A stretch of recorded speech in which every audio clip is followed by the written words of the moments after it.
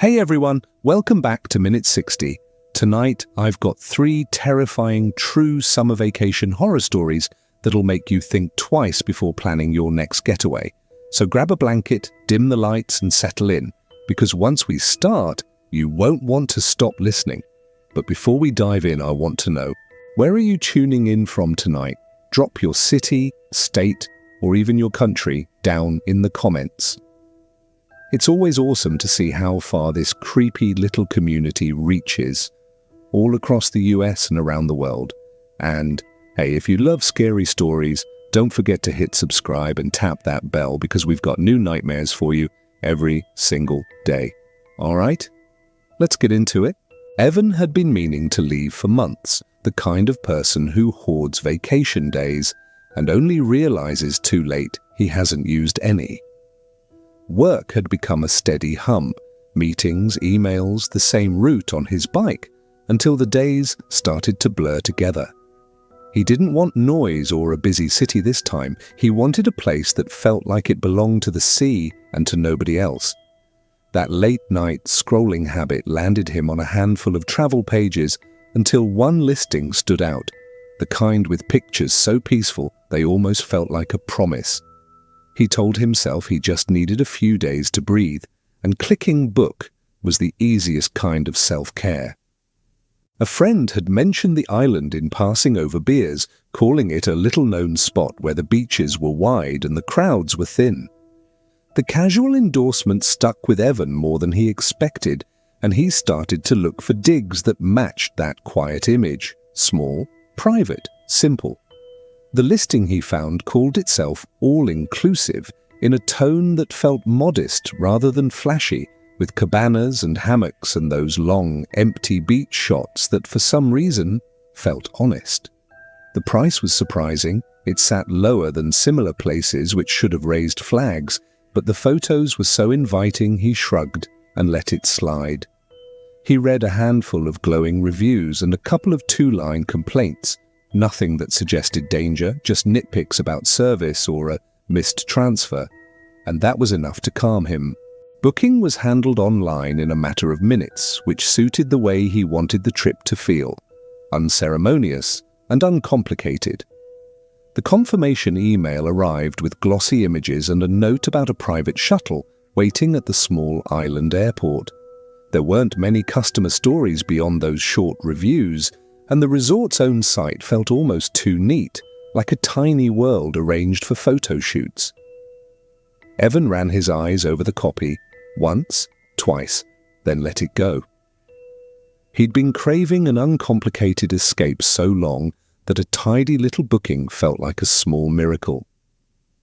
He told his sister in a quick, upbeat text and booked the first flight he could find, more relieved than he expected to be. Packing was light and oddly satisfying, like prepping for a deliberate unspooling. He folded a few shirts, slipped in a paperback he'd been meaning to finish, and tucked his phone charger into the bag, more out of habit than real intent to work. There was a quiet comfort in simplifying: no heavy bags, no meetings to plan for, no social obligations to navigate. The morning he left, the city seemed to move at a slower pace, like it was giving him permission to go. Even the ride to the airport felt unhurried, and he caught himself smiling at how small the whole thing seemed, a mini rebellion against the busyness he'd been living in. The flight across the water was short and oddly calming, with only a handful of other passengers and a sky that went on forever. Small islands dotted the way like pauses in a sentence, and Evan found himself watching the ocean the way people watch a movie they already love. At the island airport, the baggage carousel was tiny, and the air smelled like salt and fuel and something green from the plants nearby. A shuttle driver held a clipboard and moved with the slow efficiency of someone used to waiting for planes to arrive. There weren't crowds at customs or lines at all. Everything felt compact and deliberate, the way small places often are. The resort sat back from the road, framed by a low wall and a neat row of palms that rustled in a warm breeze. From the outside, it could have been any postcard. Whitewashed cabanas, tidy walkways, the kind of polished calm that sells itself. A receptionist, with a practiced smile, took his name and handed him a key card, along with a map that showed a pool, a dining pavilion, and a handful of little icons for activities. There were no clusters of travelers arguing over luggage, just the faint shuffle of staff moving in and out of view. Evan liked the quiet.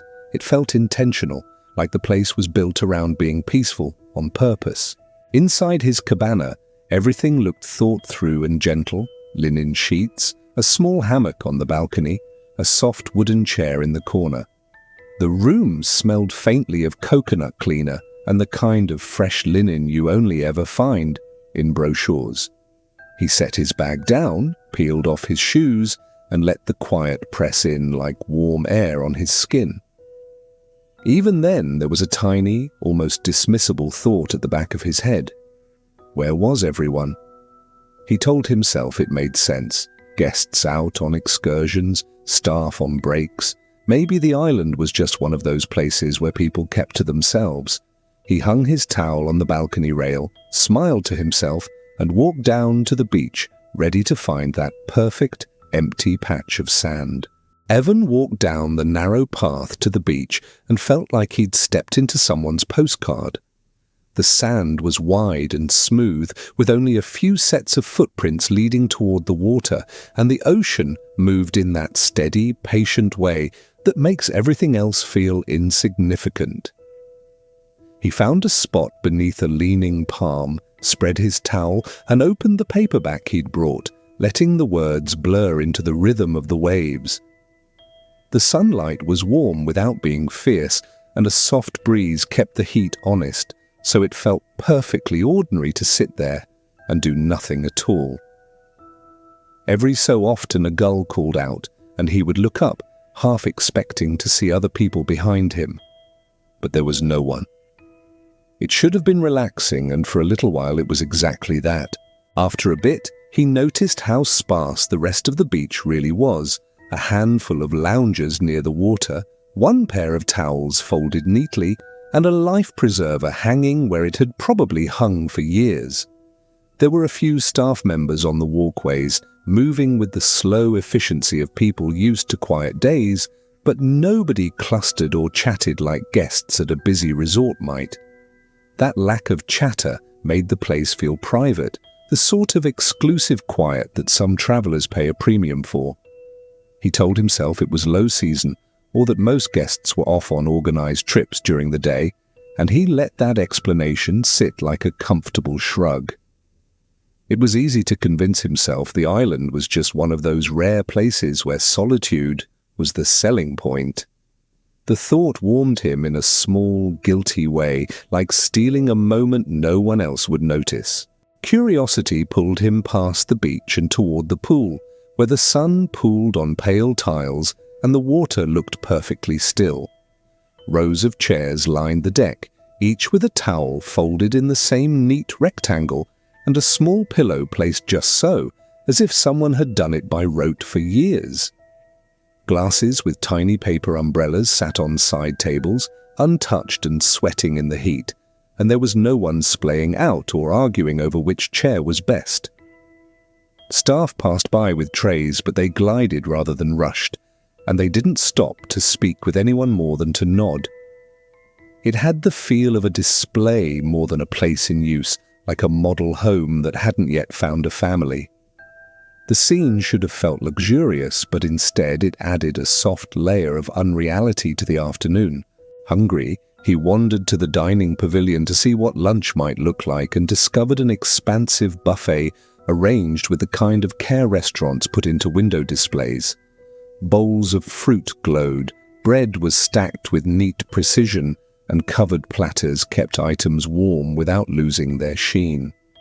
There were menus propped by the counter, and a few diners' chairs pushed in as if people had just stood to answer a call, but no clusters of conversation to animate the space. A server approached with a practiced smile and took his order, moving with quiet competence, and Evan tried to make small talk about the island as he sat. The server answered politely but briefly, eyes flicking toward the door now and then, and Evan felt the conversation skittering away from familiar small talk into something more reserved. He finished his meal and noticed how clean the plates were returned, how the cutlery seemed to go back into the same place every time, like a machine humming in the background. After lunch, he stopped at the activities desk to ask about snorkeling and the recommended boat tours, expecting a cheerful pamphlet and a sign-up sheet. Instead, the attendant slid him a glossy card and said the tours were private or booked through the front desk, which explained the lack of a public board. When he asked about morning group excursions, the reply mentioned low season and flexible bookings, phrases that felt like polite ways of saying the calendar wasn't full. The attendant's tone was calm and professional, and Evan found himself accepting the idea that this was just a restful, off-peak time. It made sense, and he liked the thought that he had a mostly private island to explore for a few days. Still, he registered the absence of other languages on the brochures and the way even the brochures seemed trimmed back, like the resort was running a soft, skeletal service rather than the full show. Mid-afternoon brought small, strange things he would later laugh at, except for how they stacked up in his memory. From his room, he heard music very faintly, like someone turned it on in another house, and then walked away, leaving the player to die on its own. Lights in the far corridors flickered once, then steadied as if someone had noticed and fixed them, and he watched the glow as it moved down the walkway without seeing a person pass. There was a detail of scent, too, not unpleasant, just layered. Coconut cleaner over fresh linen, a wisp of something herbal that felt like the island's answer to perfume. It was nothing he couldn't explain. Islands have their own characters and rhythms, and he told himself he was simply tuning in to this one. Still, the tiny lack of human presence kept nudging at him, not loud enough to ruin his afternoon, only persistent enough to be noticed. As the day folded toward evening, more of those unnoticed details came into focus. He passed a cluster of cabanas and saw towels draped over rails that looked recently used, but no people nearby. A pair of sandals sat by a doorway with no one to claim them. A laundry line had a few shirts and linen still damp in the breeze, everything arranged with that same small, precise care he'd seen everywhere else. Personal items, a sun hat, a novel, a bottle of sunscreen, sat on benches as if their owners had stepped away and simply hadn't returned yet. The sight prickled at the back of his neck in a way that wasn't quite fear, more like the awareness that a pattern was forming, and that his mind, being the pattern finder it was starting to take notes. He smiled to himself and made a mental note to ask later if the resort had an unusual schedule for guests. He decided to take a short nap on the hammock outside his cabana, letting the afternoon heat lull him into that sleepy, drifting state where thoughts lose their edges. The hammock cradled him in a way small comforts do, soft and steady, and for a while he gave himself over to that gentle, dozing cloud of minutes. When he woke, the sky had begun to soften into those colors that mean the day is getting ready for something quieter and slower. He heard voices too, thin and indistinct, like people speaking at a distance, and for a moment he felt a small relief. Maybe others were back from excursions. Maybe the evening would fill with the easy clatter of communal life. He stood up and smoothed his clothes, ready to see the resort come alive as the sun went down. Evan wandered through the garden paths as dusk settled, following the humming of cicadas and the subtle movement of palms against the cooling sky. He found a line of staff uniforms hung like offerings on a low fence, shoes neatly paired beneath them, and no one inside the small staff quarters or walking the paths. It crossed his mind that it could be a shift change, or staff preparing for an evening shift that started later than he expected, and he made a note in his phone. The kind of little detail travel writers sometimes collect. He kept moving, more curious than anxious, letting the quiet make the island feel like a private secret rather than an omission.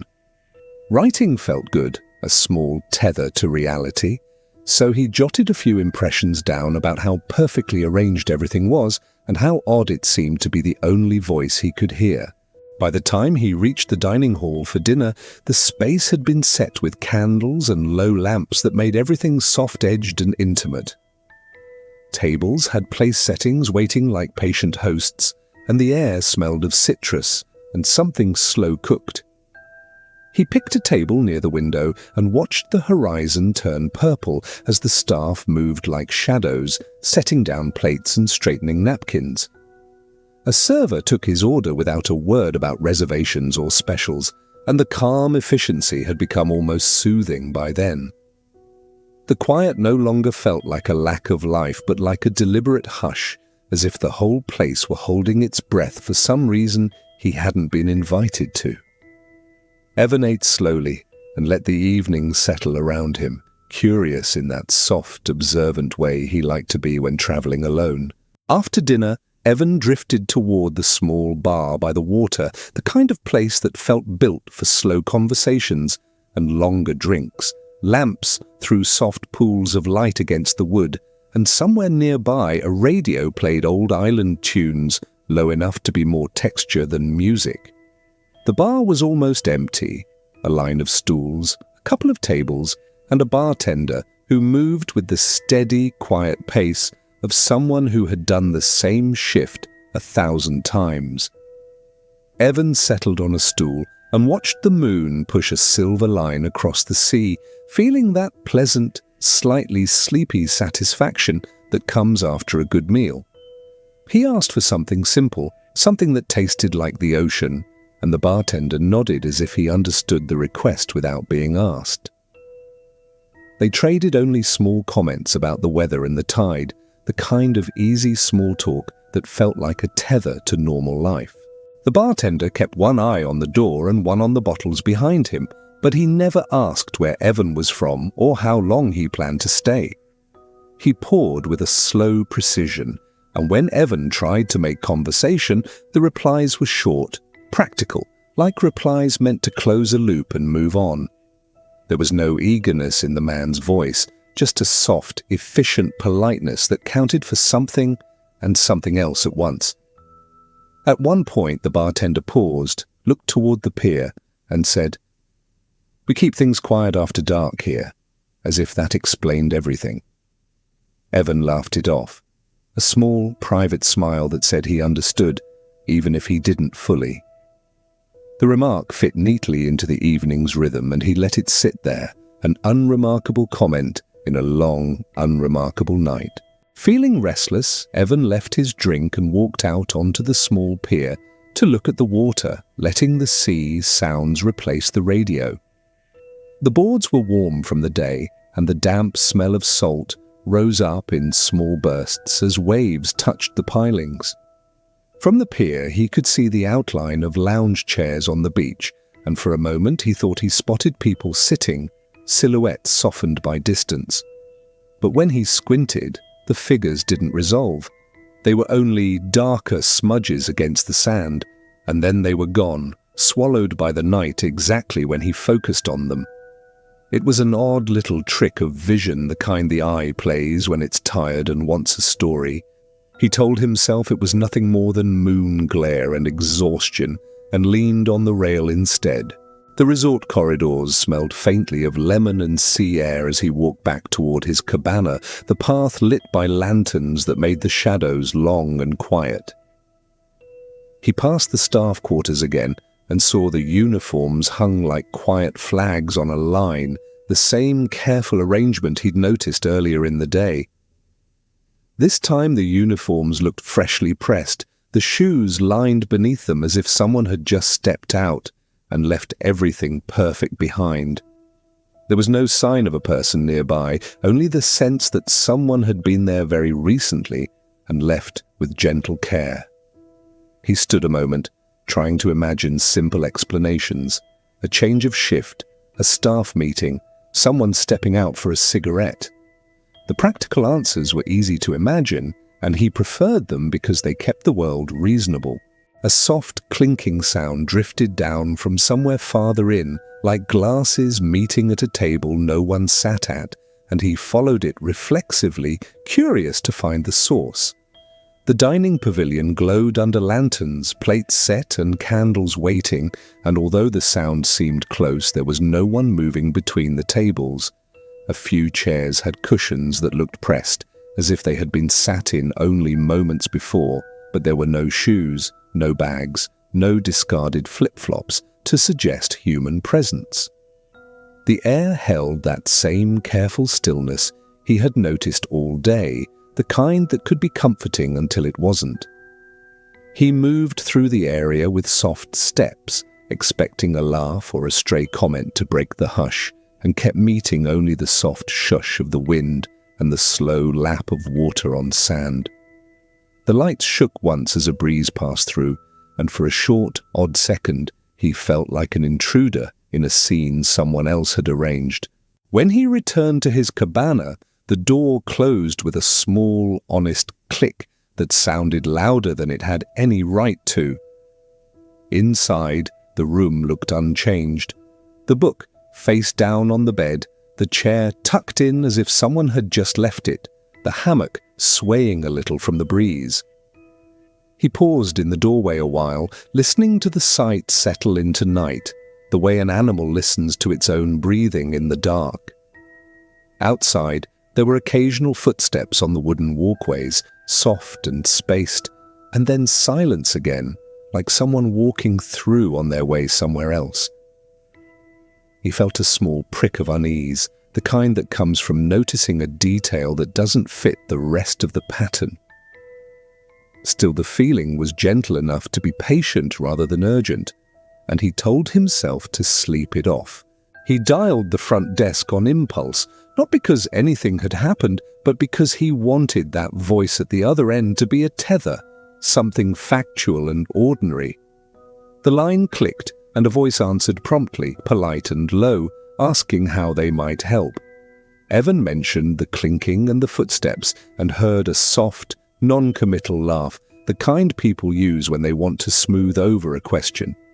The receptionist said the resort kept quiet late, and that the staff often prepared things after dark for early morning activities. It sounded like an explanation, written to make sense of small oddities. The conversation ended with the usual line about calling if anything seemed wrong, and Evan hung up, feeling oddly comforted and still oddly aware. The reassurance sat in his chest like a small weight, familiar and not quite explanatory. Unable to shake his wakefulness, he stepped onto his balcony and sat with his feet over the rail, watching the dark line of the ocean where the moon made a slow path. The night felt thicker than it had during the day, more tactile, as if the air itself were holding on to secrets. From the beach below, faint patterns of footprints curved away toward the palms, darker tracks in the sand that caught the moon and then lost it again. He leaned forward to look, and for a moment thought he glimpsed movement in the hedges, a shadow shifting as if someone had hidden there, and then reconciled themselves to stillness. The rational mind supplied simple reasons, a staff member taking a shortcut, an animal rustling, and for a long while that was enough.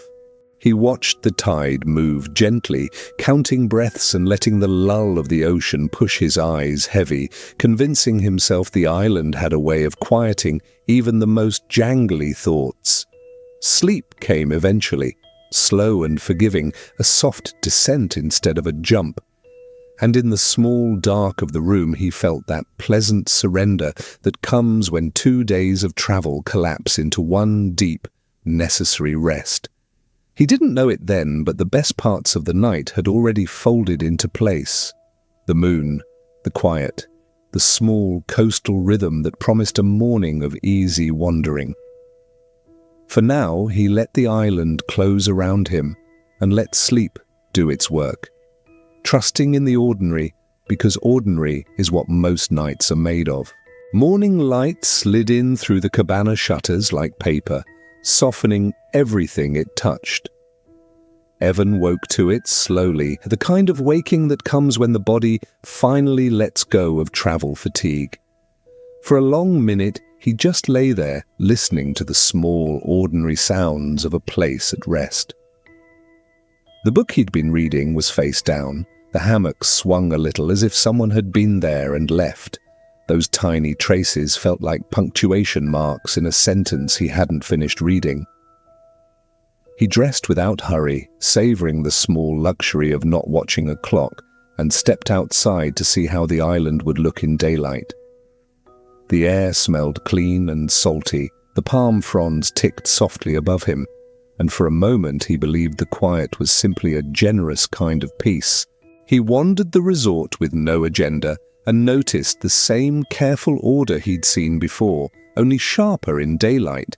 Chairs in perfect rows, napkins folded in identical triangles, a line of menus set just so. A couple of cabanas had towels and half-drunk cups on the little tables outside, like people had been there an hour ago and simply stepped away.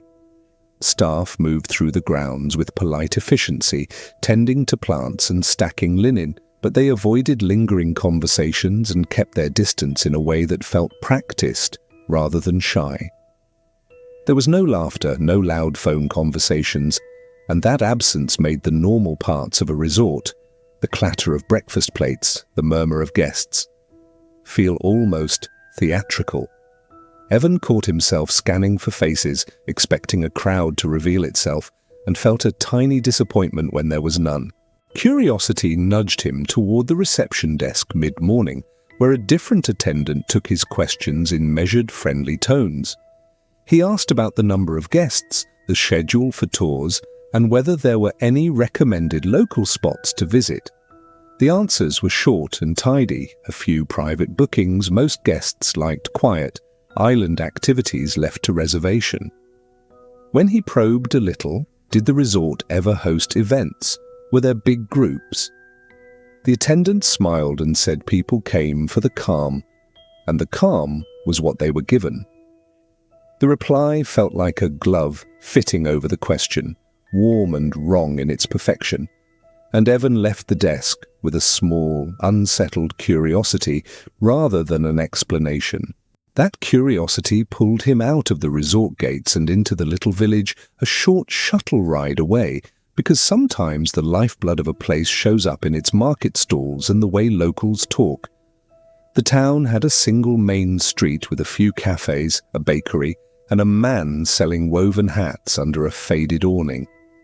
He bought a bottle of water, let the vendor tell him nothing more than the weather, and then drifted toward a small cafe where an older woman balanced plates and wiped down a counter. He asked about the island in a casual way, and she blinked, giving him a look that was more thoughtful than curious. "We keep to our own," she said, not unkindly. And sometimes visitors learn that quickly. She didn't elaborate, which was either nothing or everything, the way some silences are. Back at the resort, small details began to pile up in a way he couldn't neatly dismiss. On a quiet side path, he found a little wall calendar with pages turned back, as if someone had been counting days and then stopped, and a stack of brochures at a kiosk that had some blank pages where dates or events should have been printed. A storage cabinet near the activity desk had chalk marks on the inside door. Names, perhaps, or times. The handwriting faded to a ghost of itself. He flipped through a shallow logbook left at the concierge, skimming names and arrival times. Most entries were ordinary, but a few were abrupt, a line of a name, and then nothing more. The small anomalies collected like pebbles in a pocket, harmless individually, conspiring when gathered together. In the afternoon, he tried to treat the place like any other resort and signed up for a snorkeling trip, thinking a little salt and sun might distract him. The boat pulled away with minimal fanfare, and the water did exactly what water always does. Cool, clear, full of small, busy life, and the moment was almost too ordinary. When he surfaced, he noticed a tiny plastic toy lodged between rocks near the reef, the kind a toddler might lose at the beach. It seemed out of place there, like a folded note left in a library book. He pocketed it on a whim, half amused and half puzzled, and the act felt like keeping a small evidence piece of normality.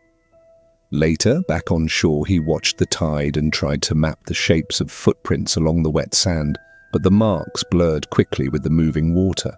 That evening, he found himself drawn to the small staff lounge, where a manager named Rosa moved with quiet command, arranging schedules on a tablet and folding napkins as if folding themselves were a meditation. When Evan brought up the empty-feeling resort with a casual, almost apologetic curiosity, she gave him one of those smiles that shelters something else. "We like the quiet," she said. "Most of our guests come for privacy and the space to themselves." Her tone had the practiced softness of a person used to smoothing edges, but her eyes had a flash of something, a flicker that might have been fatigue or something heavier. She offered a small bit of advice in passing. Enjoy the daylight, stay near the populated areas after dark, and if anything felt off, let them know. He tried to accept that answer and told himself he was probably looking for a mystery where there wasn't one. The card he'd received at booking promised a peaceful stay, and maybe the place delivered exactly that in the misguided way some places do, by being too empty. Still, as the sun dipped and the island began to gather itself into those long, soft shadows, he felt a twinge of anticipation that had nothing to do with excitement and everything to do with waiting. He ate dinner without hurry, watching the sea go dark, and made a quiet plan to walk the pier later, to feel the ocean and count out where his unease lived. It was, he told himself, simply part of traveling alone, noticing more, filling silence with thought, and deciding whether that thought deserved a voice. That night the island seemed different, as if someone had turned the volume down on everything. Even the crickets sounded faint, clicking only now and then instead of the constant background chorus he'd noticed the evening before. Evan sat outside on his small balcony for a while, nursing a glass of water and watching the resort lights blink lazily across the grounds. From up here, the pool glowed a soft turquoise, the kind of blue that usually invites swimmers even after dark. But there wasn't a single ripple across its surface, no laughter, no splashes, just the still water catching the light. It looked like a photograph rather than a living place, and he felt himself hesitate to go down there, as if stepping closer might spoil the illusion. He finally decided to walk, telling himself fresh air would settle him. The wooden paths between cabanas creaked under his feet, a sound that would normally feel comforting in its familiarity. But tonight each step echoed a little too far, like the boards were hollow beneath him. Passing the reception area, he saw the desk lamp glowing behind the counter, but no one sitting there.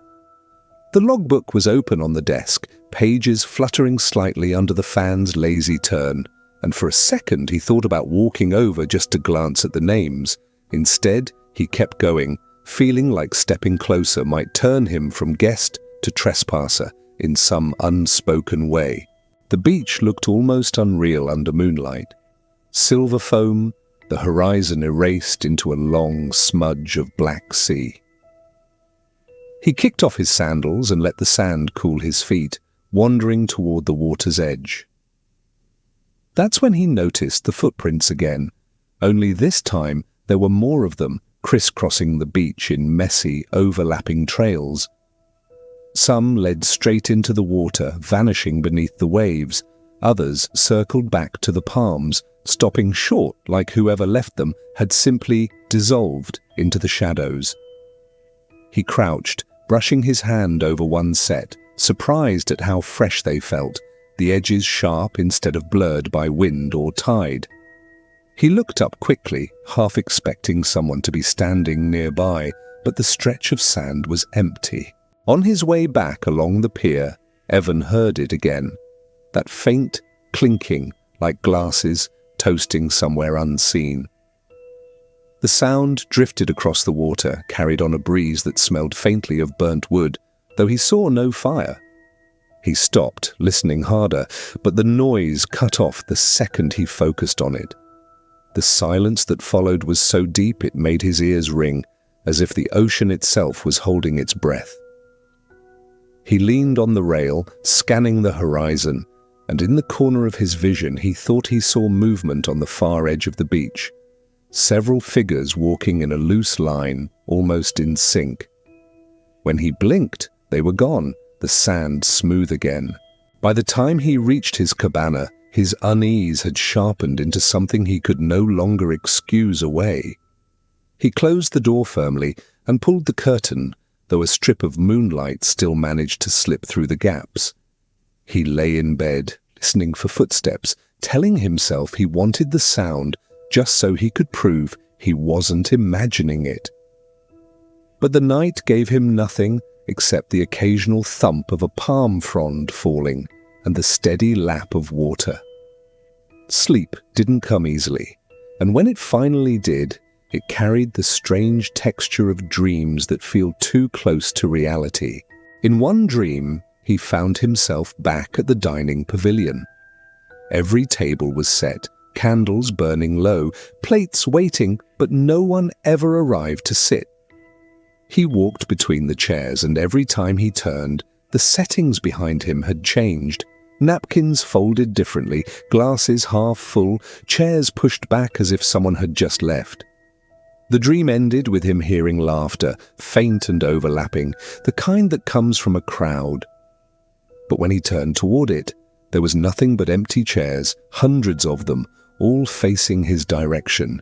He woke with his heart racing, the sheets twisted around his legs, and the sound of waves hammering against the shore.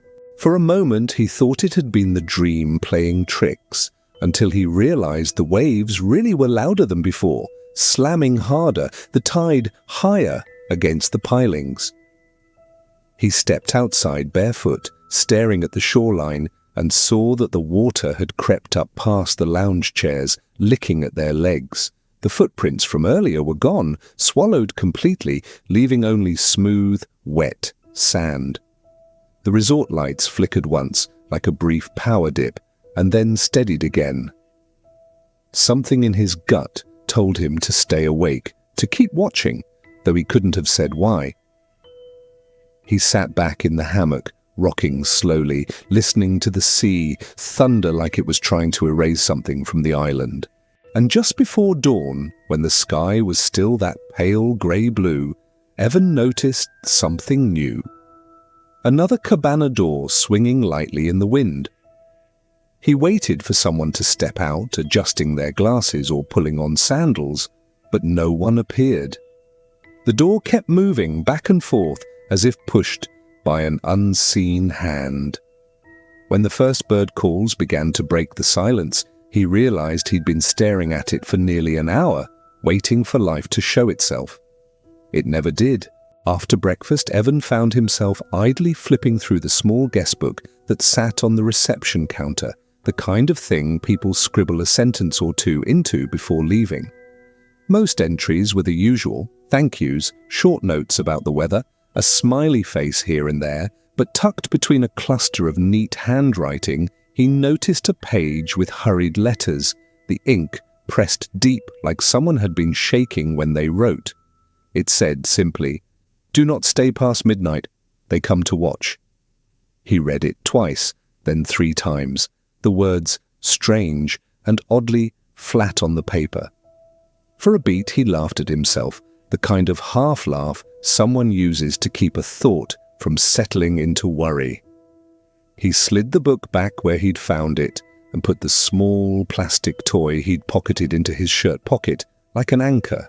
Curiosity pushed him down the beach path toward the pier, where the light was soft and the air smelled of salt and citrus, the island still carrying its sleepy afternoon.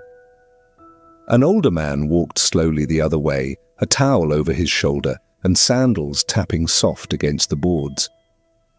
Evan said hello because that felt normal and because normal things are good to practice when strange things pile up. The man replied in a voice that was polite, but oddly distant, as if he were reading lines he'd spoken many times before. When Evan tried to ask if he'd seen other guests that morning, the man only smiled and said, "They like to sit. They come when the moon is thin." The answer landed like a pebble in a pond, small, rippling, and oddly precise. Evan followed the trail of conversation a little further, trying not to let the awkwardness climb into real anxiety, and wandered toward the pool area, where chairs waited like patient audience seats. The wooden deck was immaculate, towels folded into the same neat rectangles he'd seen before, but now the rows of chairs looked arranged with a kind of solemn geometry, all facing the same direction, like a small crowd assembled for a show. A server passed by carrying a tray with covered dishes and nodded to him, eyes polite and quick to look away, as if there were rules about how long to meet a guest's gaze. He asked about guests coming to sit, and the server said nothing that clarified. Only, "We open the seating after dark for those who prefer to watch." The phrase sounded rehearsed, soft as a mantra, and Evan felt the day tilt slightly toward something else. That night, as dusk diluted the sky into pensively soft colors, the pool area changed from a display into a stage. From his balcony, he watched the chairs fill, not with the easy conversations he'd expected, but with figures sitting with a stillness that felt deliberate. They did not talk or move much. Instead, they were quiet and concentrated, their silhouettes uniform in posture, heads turned toward the shoreline rather than toward one another. The sight was uncanny in a lazy, sleepy way, like looking at mannequins arranged for a parade that would never start. When he blinked, the line of figures didn't shift. They seemed sewn to the chairs, patient and attentive. He thought the safe thing would be to go down and ask, to break the hush with some normal human noise, but something in their stillness asked to be observed rather than interrupted. Rosa appeared by the path like she had stepped out of the shadows of the palms, neat hair, calm hands, and offered him a smile that was both practiced and far away. "Some guests like to watch the night," she said softly, as if explaining a peculiar custom to a child. He stepped closer, trying to make small, easy conversation, and she explained without malice that the resort kept certain hours private and some guests preferred solitude in the evening. The way she said it made it sound like an ordinary policy, like a line about pool hours, yet something about her voice checked his instinct to probe further. From the balcony, the crowd looked more human and less human at the same time, faces blurred in the distance, features smoothed by the dark, but the posture, always the posture, seemed unnaturally synchronized, as if everyone had rehearsed stillness and then held the pose. A figure rose then slowly and turned as if answering a call, pointing in a direction that made Evan's skin cold in that lazy, waking way that comes before panic.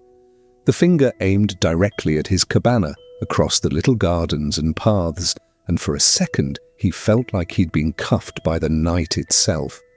His phone, which had shown a bar of signal all afternoon, now displayed an empty grey where service bars should be. Calls would not go through, messages would not send. The quiet around him deepened into a weight that made each breath feel measured. He tried to walk away, to move toward the road and find any sign of normal traffic or shuttle schedules, but the island folded small and private, as if the ocean were a hand closing. At the front desk, the logbook lay open again, pages ruffled, though no breeze stirred the papers, and the receptionist smiled that same calm smile he'd heard on other faces. When he mentioned leaving early, the receptionist's reply was low and automatic. "We discourage departures after dark. It's safer to wait." The phrasing was almost a promise of protection, but the way it was given felt more like instruction than help. Evan felt something tighten in the back of his throat. an awareness that the island had its rhythm and he, for some reason, had started to step out of it. He went back to his room to pack slowly, fingers methodical, as if being meticulous would buy him time or make his choices sensible. Outside, the chant-like murmur began, a low sound that threaded the resort. Voices soft enough to be mistaken for wind at first, then a layering of tones like people rehearsing a line of the same song. In the pool's reflection, he could see the lights wink in a slow, even pattern, and the silhouettes on the chairs remained, unmoving and intent. He sat on the edge of the bed and held the small plastic toy tight in his palm, that silly thing suddenly a meaningful talisman. The island hummed around him, as if waiting, and he realized he had been watched before he ever noticed it, watched in tiny ways by eyes that preferred quiet observation over noisy interaction.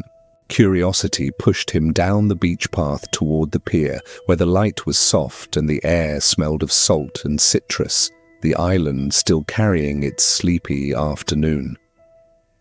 An older man walked slowly the other way, a towel over his shoulder and sandals tapping soft against the boards. Evan said hello because that felt normal, and because normal things are good to practice when strange things pile up. The man replied in a voice that was polite, but oddly distant, as if he were reading lines he'd spoken many times before. When Evan tried to ask if he'd seen other guests that morning, the man only smiled and said, "They like to sit. They come when the moon is thin." The answer landed like a pebble in a pond, small, rippling, and oddly precise.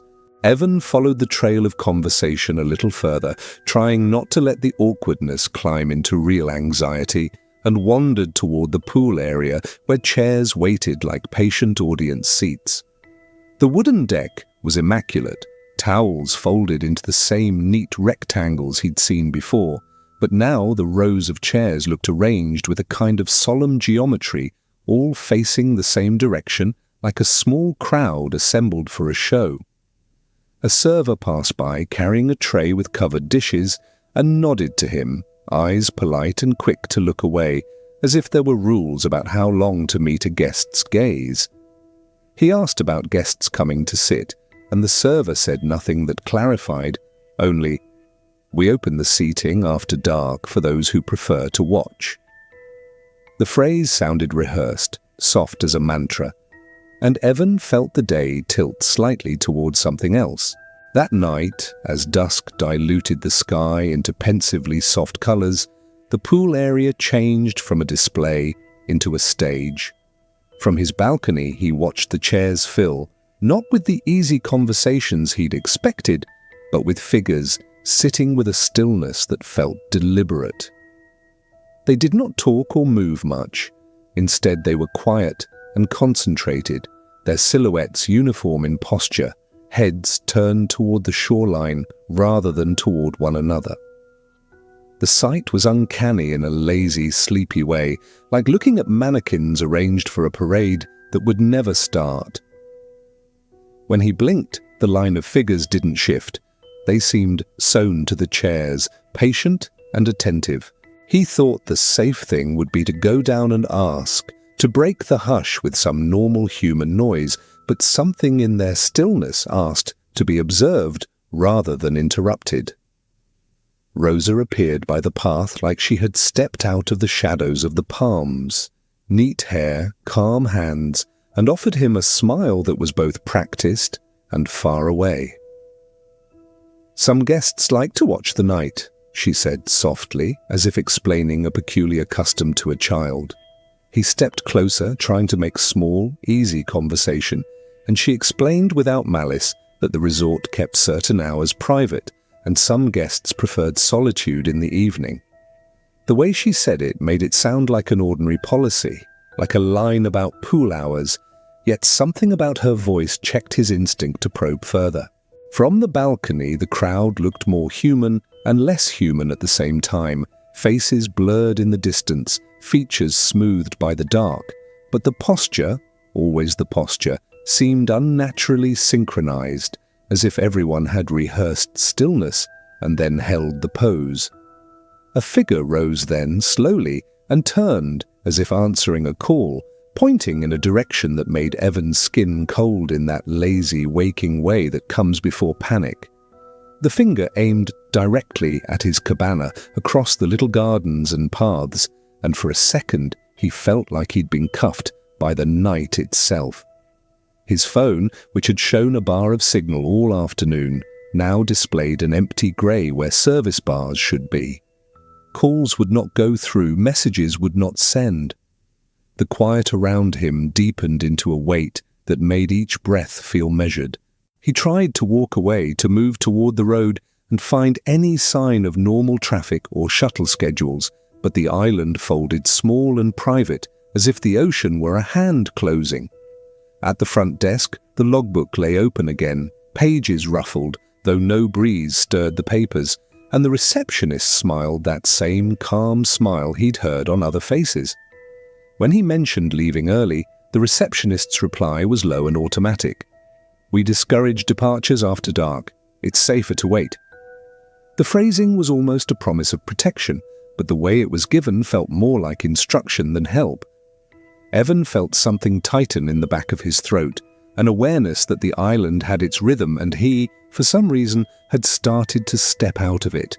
He went back to his room to pack slowly, fingers methodical, as if being meticulous would buy him time or make his choices sensible. Outside, the chant-like murmur began, a low sound that threaded the resort. Voices soft enough to be mistaken for wind at first, then a layering of tones like people rehearsing a line of the same song. In the pool's reflection, he could see the lights wink in a slow, even pattern, and the silhouettes on the chairs remained, unmoving and intent. He sat on the edge of the bed and held the small plastic toy tight in his palm, that silly thing suddenly a meaningful talisman. The island hummed around him, as if waiting, and he realized he had been watched before he ever noticed it, watched in tiny ways, by eyes that preferred quiet observation over noisy interaction. Night thickened around the resort like a curtain, and Evan moved through it with the slow, deliberate steps of someone trying to keep his mind steady. He went back to the desk to ask again about leaving, the words clipped and practical, but the reply he got was the same soft, rehearsed answer. Departures after dark were discouraged, and, for safety, it was best to wait until morning. The receptionist's smile didn't change, and Rosa appeared nearby, as if she had been listening from the walls. She offered a small, almost motherly suggestion that he enjoy the night and let the island ease him. There was no raised voice, no slam of doors, only that polite, immovable calm that made arguing feel silly and pointless. He left with the feeling of having asked permission to break a quiet rule he hadn't known existed, and a gentle knot of worry began to grow in his chest. For the first time since he arrived, the island felt like a place with rules he hadn't agreed to follow. He cut across the gardens toward the pier because logic told him the sea and the shuttles were the most direct escape, and because the open water felt like the truest kind of exit. From the boardwalk, he could see them, rows of silhouettes on the pool chairs, heads bowed as if in concentration, bodies still in a way that suggested sleep or waiting more than leisure. As he watched, a few of them lifted their heads and turned in perfect unison, eyes fixed on him as if he were the last thing they'd been expecting. That synchronized motion made his throat go dry. The world had tilted a few degrees, and he realized watching them back felt like looking into a mirror of the island's own intent. The chanting hummed up from somewhere low and steady, a rhythm that pressed against his ribs and made each breath measured and careful.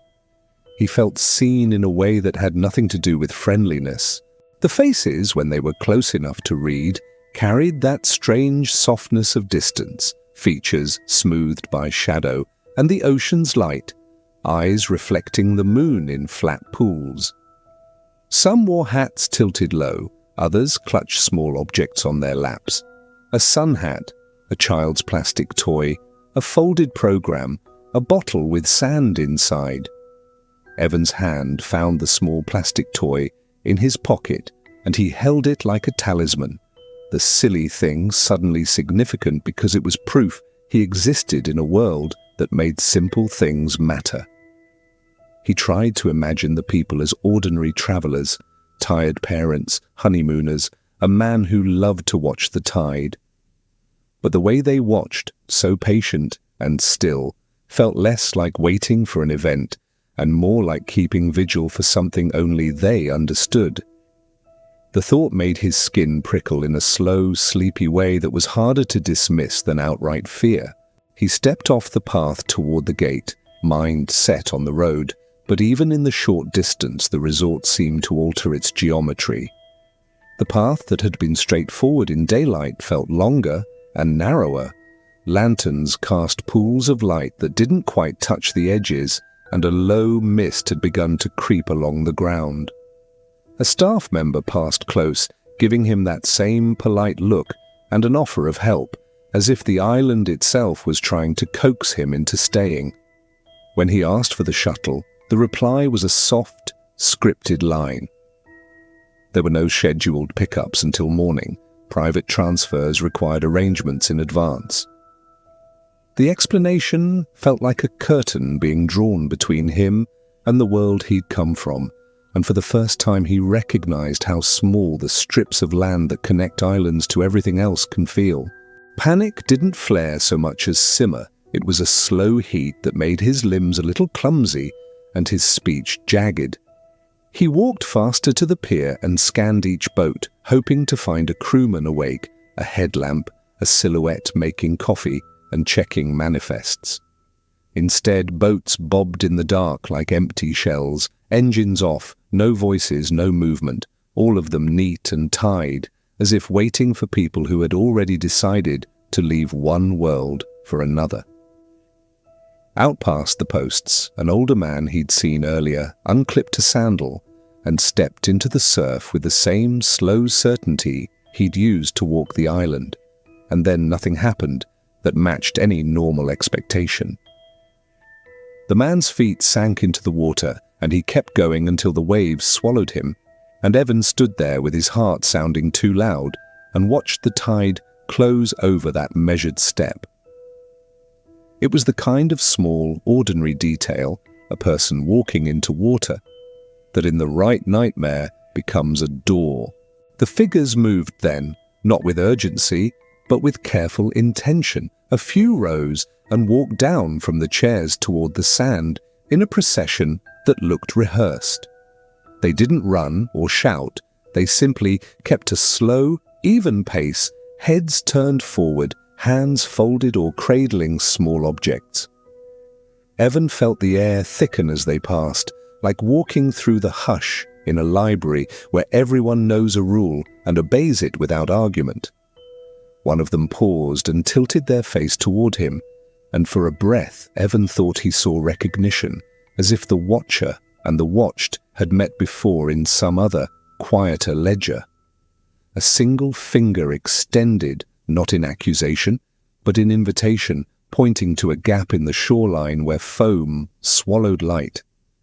The gesture had the calmness of inevitability.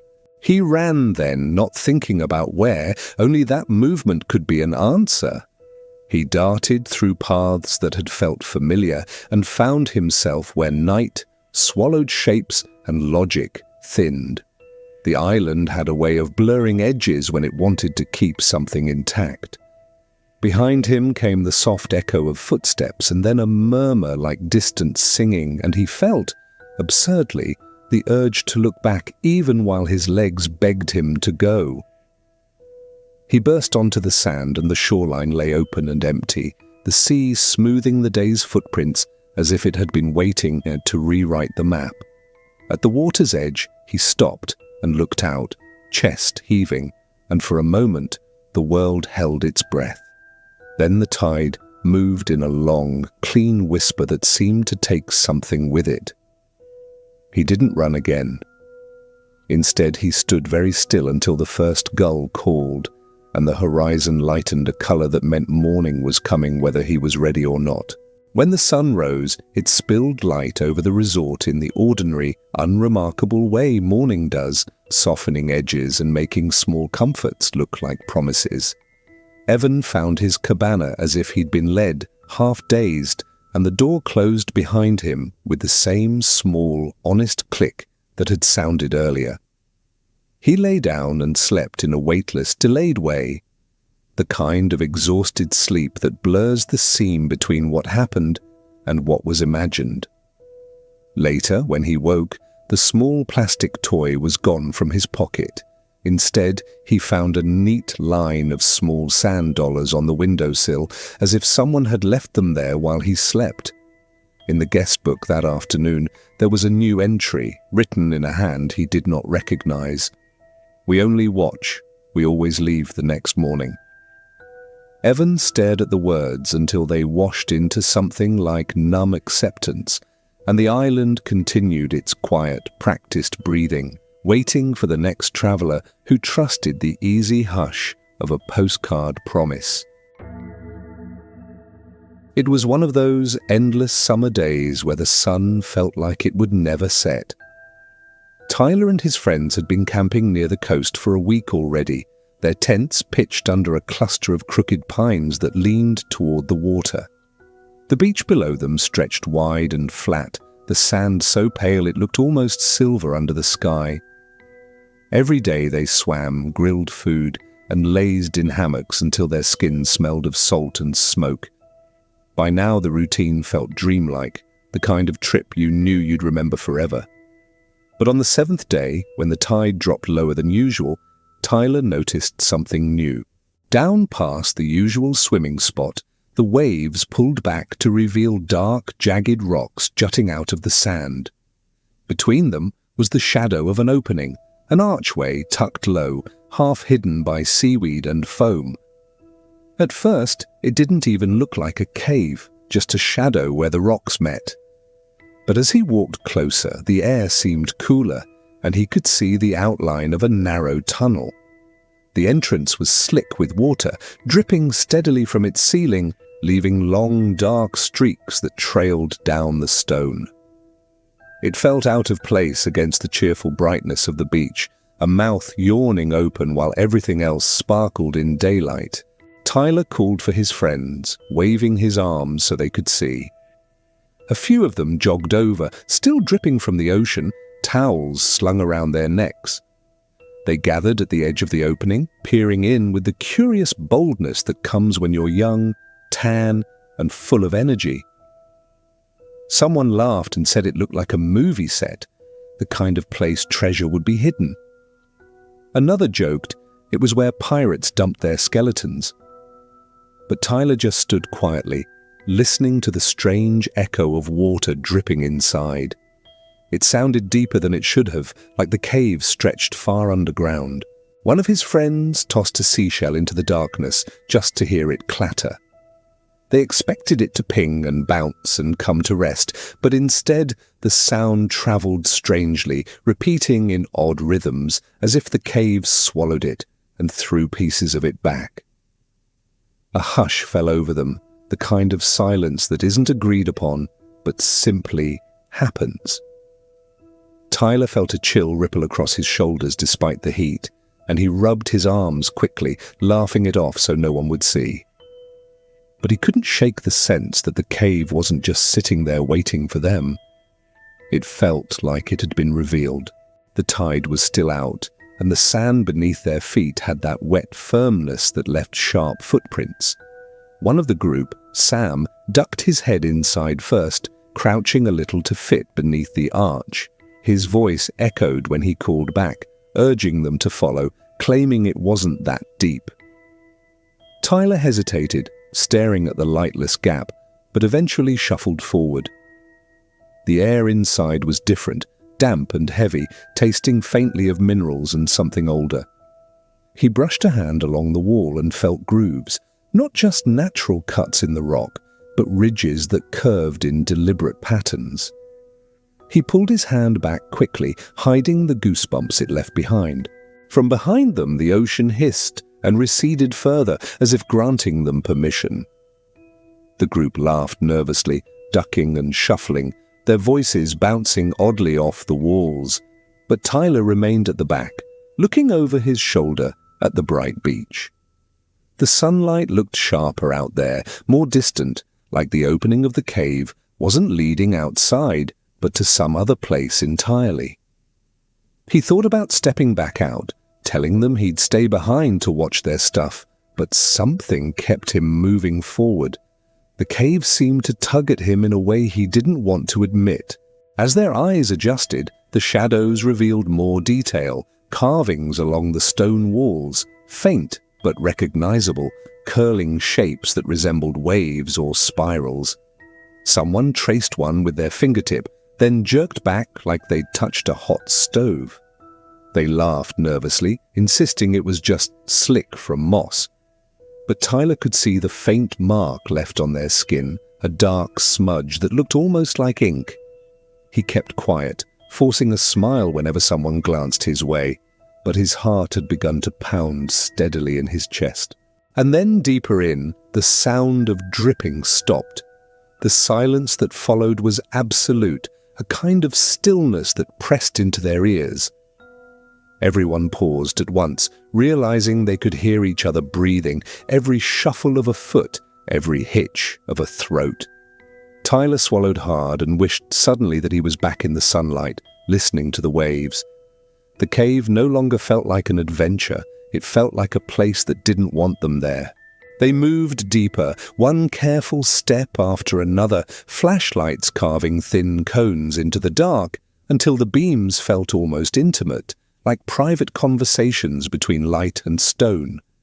The cave tightened around them, the ceiling dropped, the walls leaned in, and the air grew cool enough that the damp smelled sharper, like river rock after rain. Every footfall echoed oddly, a delayed answer that didn't quite match the tempo of their breathing, and Tyler found himself waiting for the sound to finish before he could speak.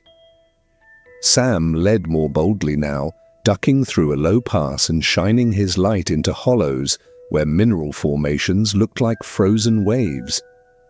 Mia kept her hand on the damp wall, liking the simple contact, the way it anchored her to a real surface, while the rest of the cave felt like a suggestion of places yet to come. They joked once, an attempt at normalcy, about being in the set of some low-budget adventure flick, but the laugh died quickly and left a quiet that settled on them like lint. The carvings revealed themselves as they went, not random scratches, but rounded motifs that repeated, spirals, concentric circles, and lines that curved like the ribs of a shell. Up close, the marks had been worked into the stone with some patience. They weren't crude graffiti, but deliberate patterns, like a slow, patient handwriting from another time. Some of the shapes clustered into panels, as if someone had been telling a story in images across the rock faces, and Tyler found himself tracing them with a fingertip, though the stone was cool and rough beneath his skin. A few of the patterns resembled tiny boats or nets, and at one point Sam paused and said, almost to himself, that the lines looked like instructions if you could only read their own language. That notion, old instructions hidden in a rock mouth, sat in the air between them and made everyone straighten, as if corrected posture could help them understand. The cave felt less like an empty place and more like a room that had been furnished for a visitor. Sound behaved like a creature with its own rules inside the cave. When they slapped the wall or tossed a pebble, the return came back multiplied and out of order. A pebble's ping answered by a long, low thrum, then a high skitter that didn't match anything they'd done. Words thrown toward the dark arrived wounded and rearranged, full of echoes that invented new sentences. Tyler held up his hands and called, "Hello?" in a clear, normal voice, and the reply that slithered back was a soft, syllabled thing that started with he and ended like a sigh. For a moment they all just listened, as if the cave itself might be trying to speak in its slow, weathered manner. Even the flashlight beams seemed uncertain. Sometimes their own light picked up a wet sheen and ran along a groove that vanished before they could follow it. Then they found the side chamber. It was the kind of small hollow that the day beach couldn't have hinted at, an alcove with a floor of packed sand and a shallow basin carved into the stone. Something had been arranged there with an unmistakable tenderness, a ring of small shells, a cluster of smooth pebbles, a child's plastic figurine half buried, and, placed at the center, a neat stack of pale fragments that looked like bone. Tyler's stomach tightened at the sight, not with the shock of gore, but with the heavy, wordless sadness of something lost and kept. The objects felt like a message left in an old language, a kind of offering that meant the place had been visited and remembered.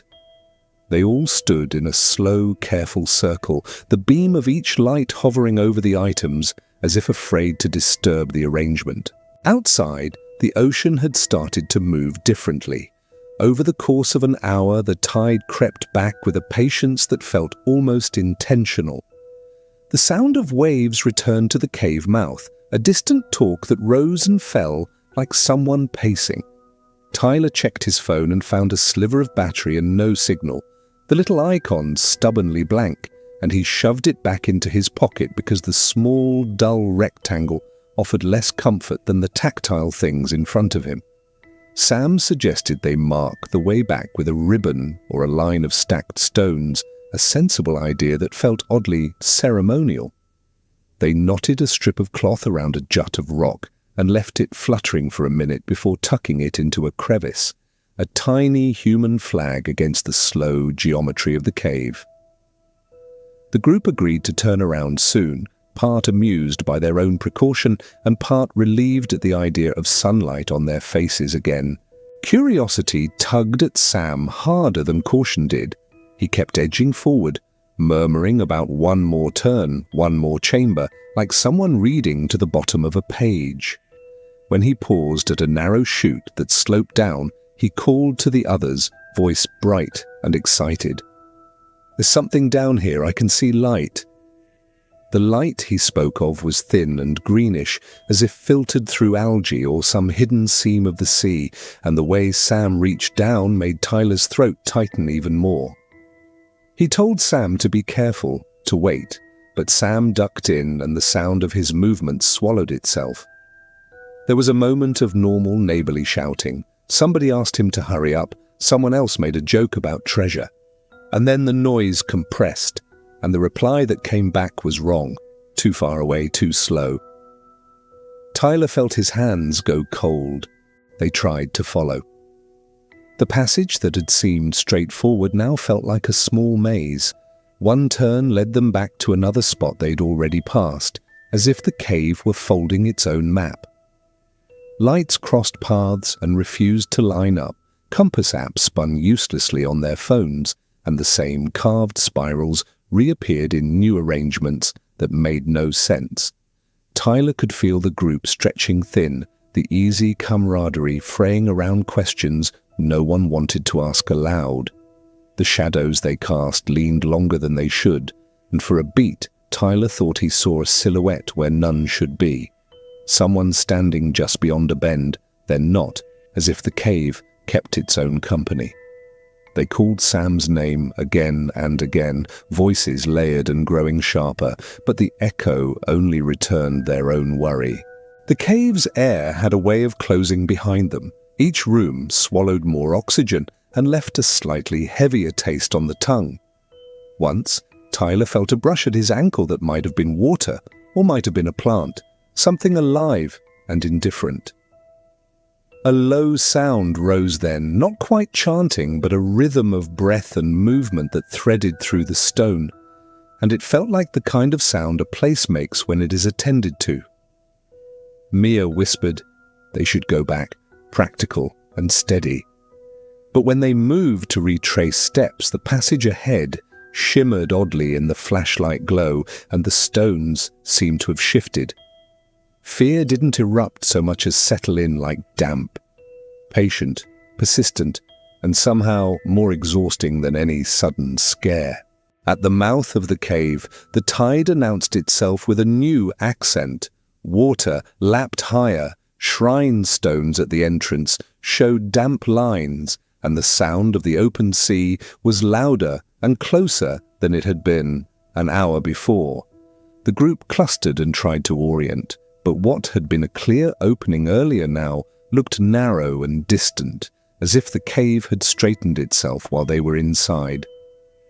Tyler felt the choice press in like a palm on the chest. Go deeper toward whatever Sam had found, where the light was weird and the carvings made patterns he couldn't read, or push with everything they had to force their way back to the bright world outside. The friends held each other's eyes for a long breath, measuring how much of their own courage they had left, and they stepped forward together because the only other option felt like standing in place as the tide decided for them. They pressed on together, lights bobbing like small, nervous stars, and the cave seemed to accept them with a patience that felt almost polite. The passage sloped down and then opened into a low, wider chamber where the air tasted of old salt and something like iron, small, metallic notes under the dampness. Sam kept moving ahead with that reckless curiosity that usually makes for the best travel stories later, ducking into a narrow side chute where a thin green light pooled. Tyler stayed close, the beam of his flashlight skimming the carved spirals they'd seen earlier, looking for any sign that the patterns meant directions rather than decoration.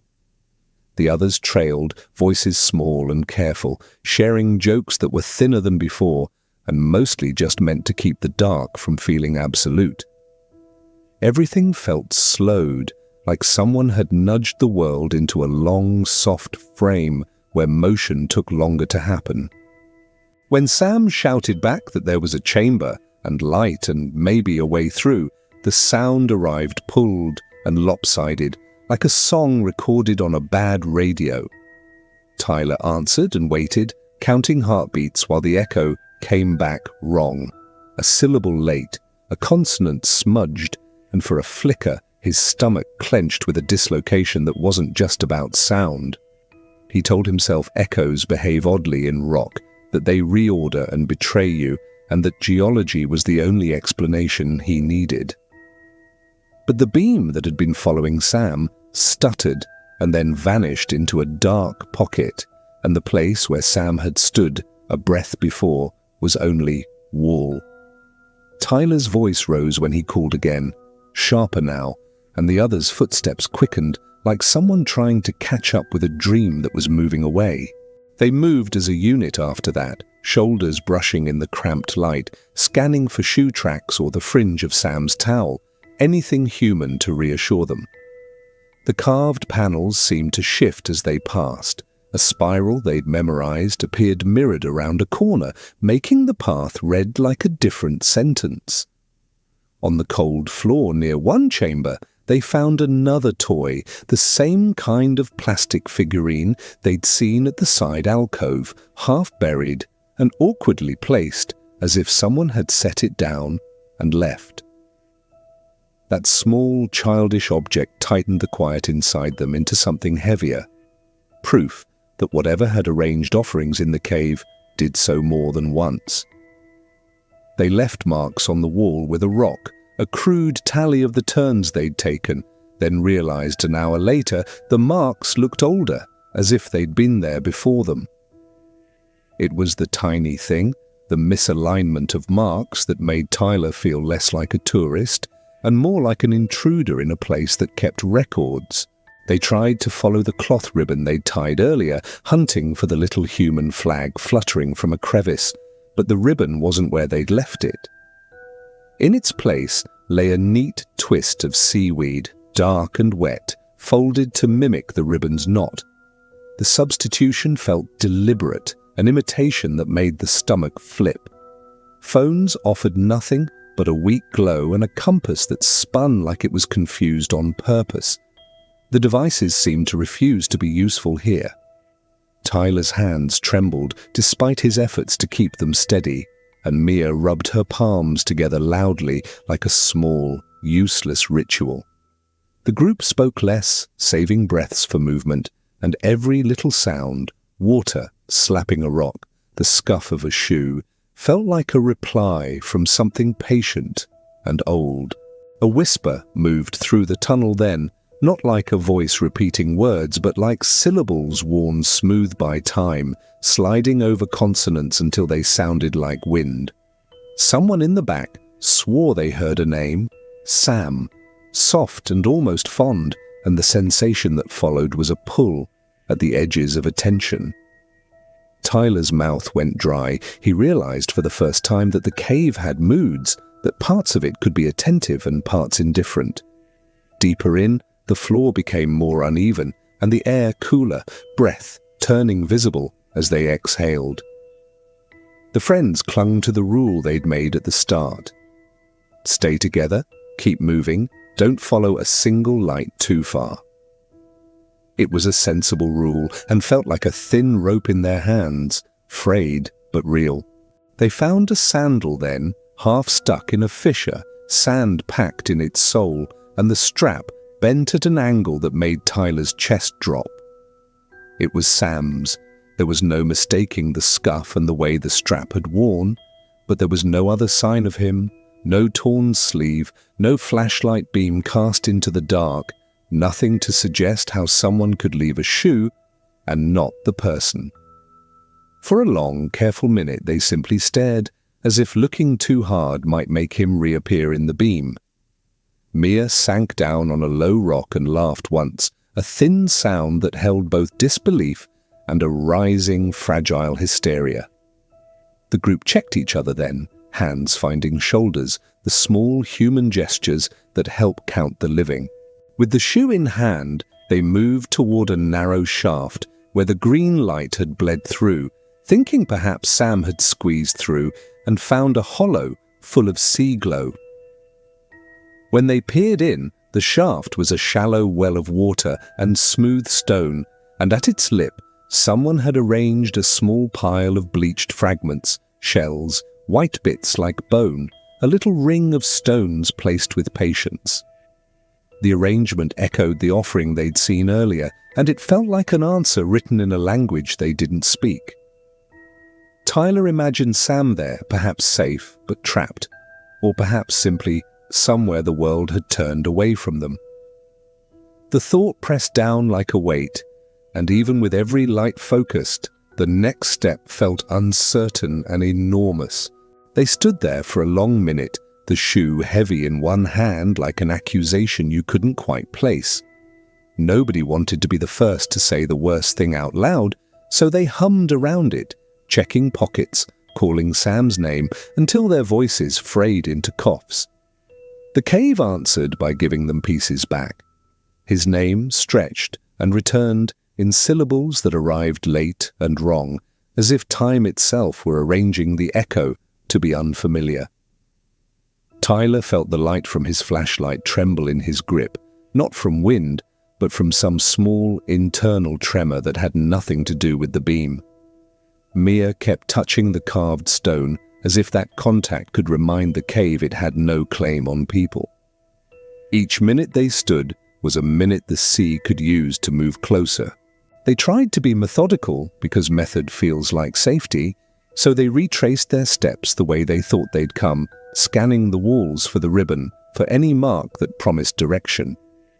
The tally marks they'd left earlier looked older now, edges rubbed smooth, as if someone had practiced the same numbering before them.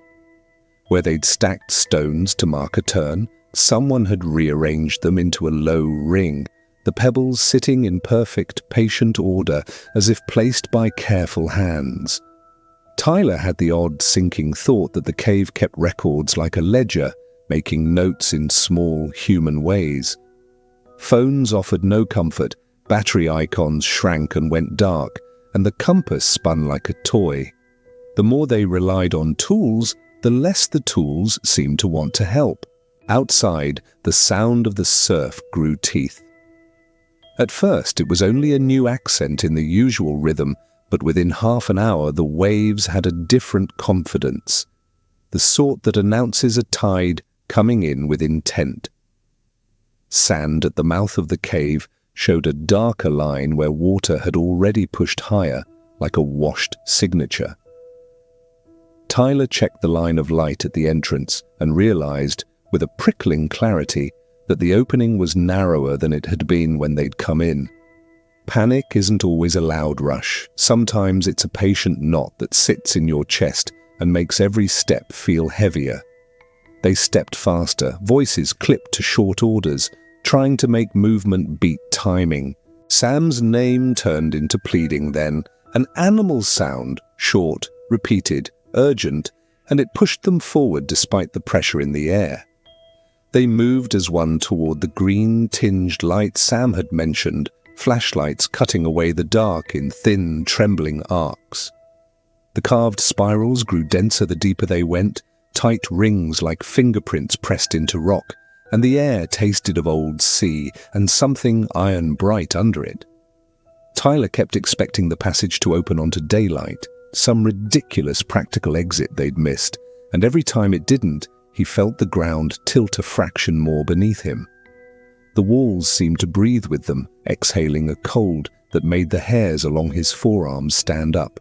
In a low bowl of stone they found more, bits of bone arranged in small, carefully curated piles, shells placed like coins, and a smear of something dark on a flat rock that looked almost like a print. It wasn't gruesome in a movie way. There was no gore, only the quiet, ritual feel of objects left with intention. Tyler's stomach rolled with a kind of respectful horror. It was the sense that whoever had tended this place had done so for a long time, and with a certain tenderness. He thought of the toy figurines, the sandals, the towels, and a slow, cold understanding seeped in that this cave wasn't simply a geological accident. It was a place people had returned to or been returned to, and somebody had kept small memorials as you would at a graveside. Mia edged forward to peer into a shallow cleft and froze with her hand hovering over a tiny indentation in the stone. Tiny footprints, perhaps, or a pattern worn by a repeated footfall. The sight made her whisper something that sounded almost like a prayer, a small private word to anchor herself. Tyler watched her face, lit in steady, narrow light, and realized she was trying to imagine a benign reason for each oddity, because imagining otherwise was too large to hold. Then, from somewhere deeper, a sound rolled up that didn't quite match human noise, the soft clump of wet footsteps, measured and slow, and something that might have been laughter, too light and precise to be a natural laugh. The sound brushed past them like a ghost of wind, and for a moment Tyler had the impression it was calling Sam's name with a tenderness that made his stomach drop. They, by then, with the terror threaded into their movements, turned to leave, but the cave changed subtly, as if displeased to be disturbed. The passage they'd followed in felt narrower and longer, and somehow less like the way back than it had the way in.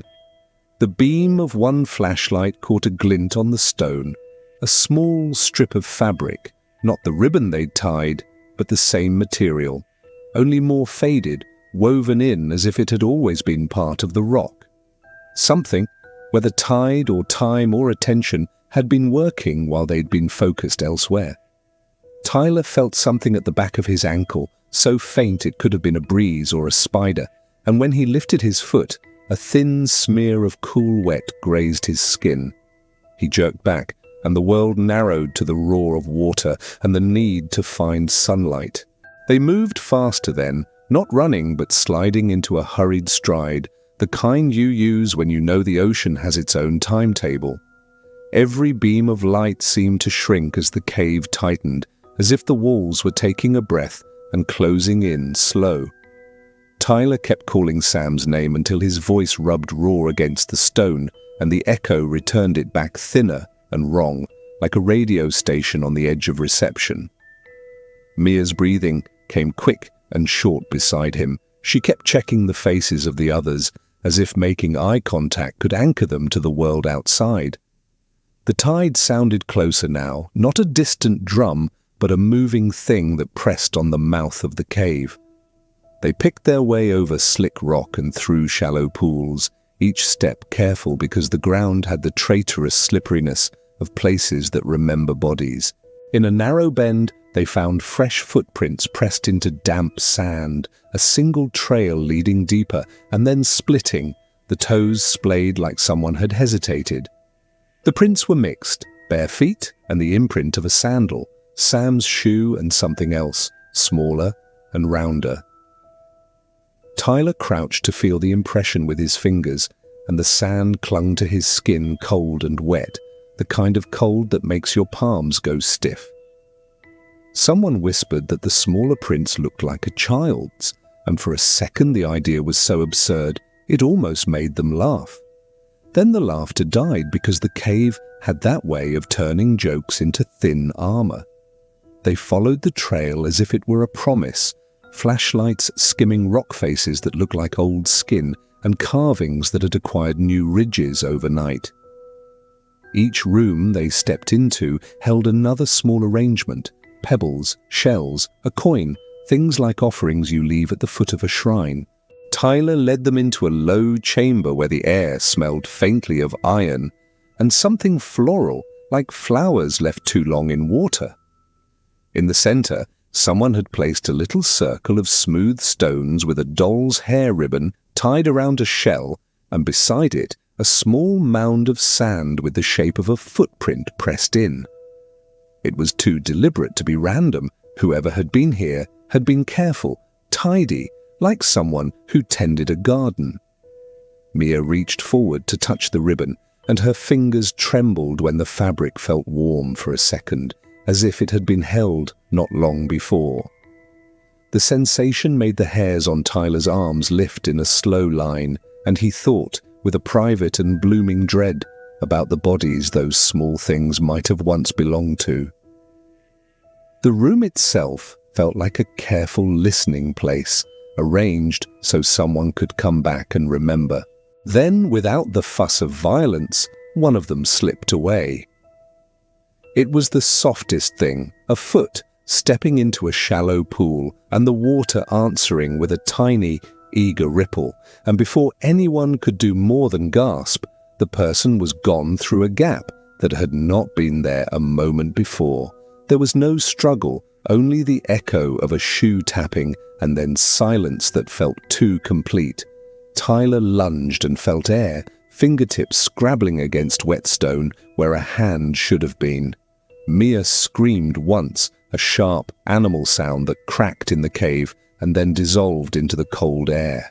They clawed at the lip of the gap, pushing fingers into slick grooves, and the passage closed over where a body might have been, sealing with the same patient thrift the cave had shown all along. Panic moved differently now, no longer the slow, simmering heat, but a quick, fracturing cold that made their legs unsteady.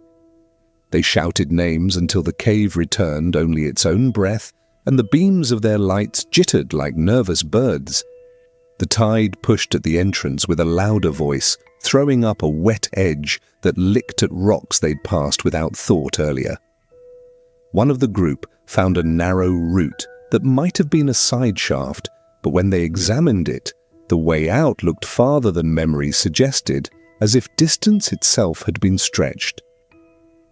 Tyler felt the particular stupid grief of someone who had thought they were prepared and suddenly realized they were not.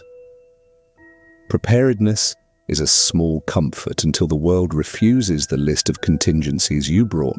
Choices narrowed to urgency, push for the mouth and hope the water hadn't swallowed the way, or go deeper in the mad idea that the one taken might be found beyond where the cave expected you to look. They argued in clipped sentences, each suggestion a brittle plank across a dark river. Tyler wanted to go out to throw himself into the bright wind and let the light and salt scrub the fear from his bones, but the others said Sam might be close, might be listening, might be able to answer if they called in a certain way. The debate felt ridiculous and crucial at once. Every second counted because the tide was patient and the cave impatient. They settled on a plan that tried to split the difference. 2 would try to force their way outward, and 2 would go down the narrow channel that had taken their friend. Tyler volunteered to go toward the narrow channel with Mia, because he didn't want to leave anyone alone in the dark, because guilt is a steady axiom in these moments. They squeezed through a chute the size of a doorway, where the air smelled like old stories, and the light ahead shimmered green and then blue. The rock along the walls felt almost warm, like a living thing that had been breathing slowly under the stone, and when Tyler ran his hand along it, he felt the grooves again, glyphs that seemed to hum under his skin. Somewhere above them a thin sound started, like someone humming a tune they almost remembered, and the melody slid into their ears with gentle insistence. It was so calm that part of Tyler's brain tried to note the music, its intervals, its rhythm, because making it a thing you could describe was a trick his mind used to control fear. They moved until the passage opened into a round hollow where the glow pooled like water, and there, on a flat stone in the center, was Sam. He sat with his knees pulled up, hair plastered with damp, and his face wore a smile that was both tired and strangely pleased.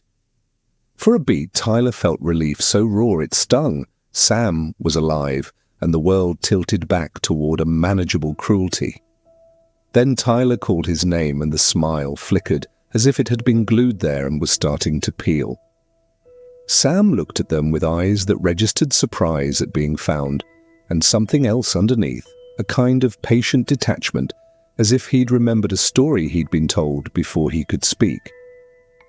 When Tyler reached for him, Sam's hand met his like a stranger's, and the cave hummed, as if pleased to have made the reunion a quiet thing rather than a rescue.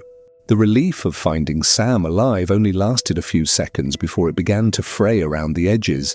He looked fine, unhurt, unshaken, but there was something about the way he sat there that felt off, like a mannequin placed in a living person's posture. Tyler and Mia rushed forward, their flashlights bouncing off the damp walls, trying to wash away the doubts with light. Sam blinked slowly when they came close, the smile still tugging at his mouth, too fixed, too steady. He didn't flinch when Mia touched his shoulder.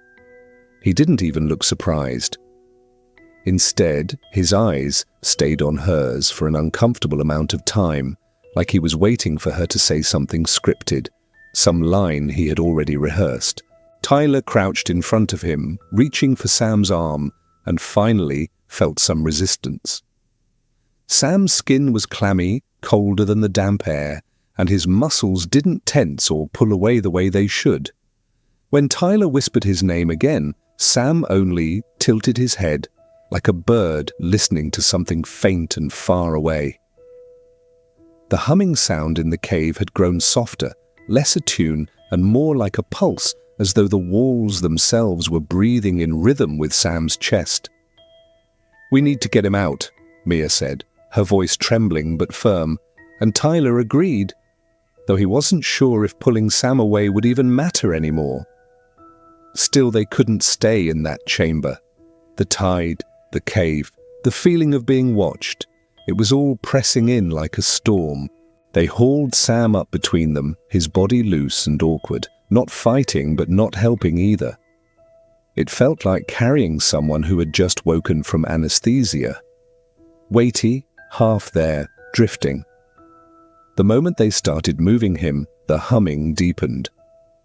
The walls almost shivered, sending tiny sprays of water down, like the cave didn't want them to leave. Tyler tried to steady his nerves by focusing on the simple things, the feel of Sam's arm over his shoulder, the slick rock underfoot, but the truth gnawed at him.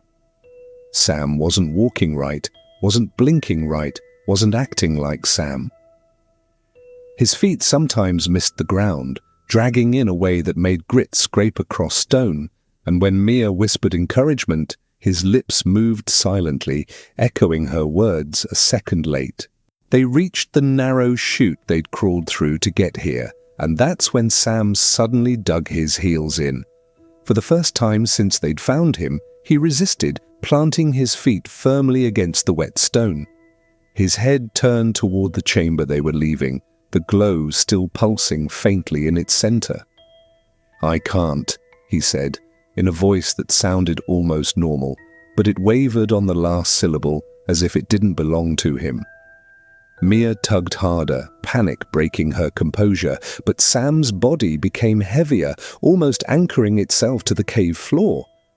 Tyler felt his throat tighten with frustration and fear. They couldn't stay here. The water was coming. The cave was alive. He leaned close to Sam's face, almost shouting now, "We're going! Do you hear me? We're leaving!" Sam blinked again, slowly, like he was surfacing through thick water. For a moment it worked. He let them move him, step by reluctant step.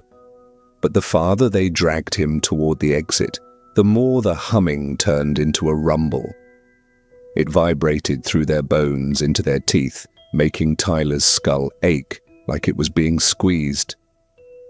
Mia nearly lost her footing when Sam suddenly leaned backward, eyes rolling toward the chamber they'd left behind.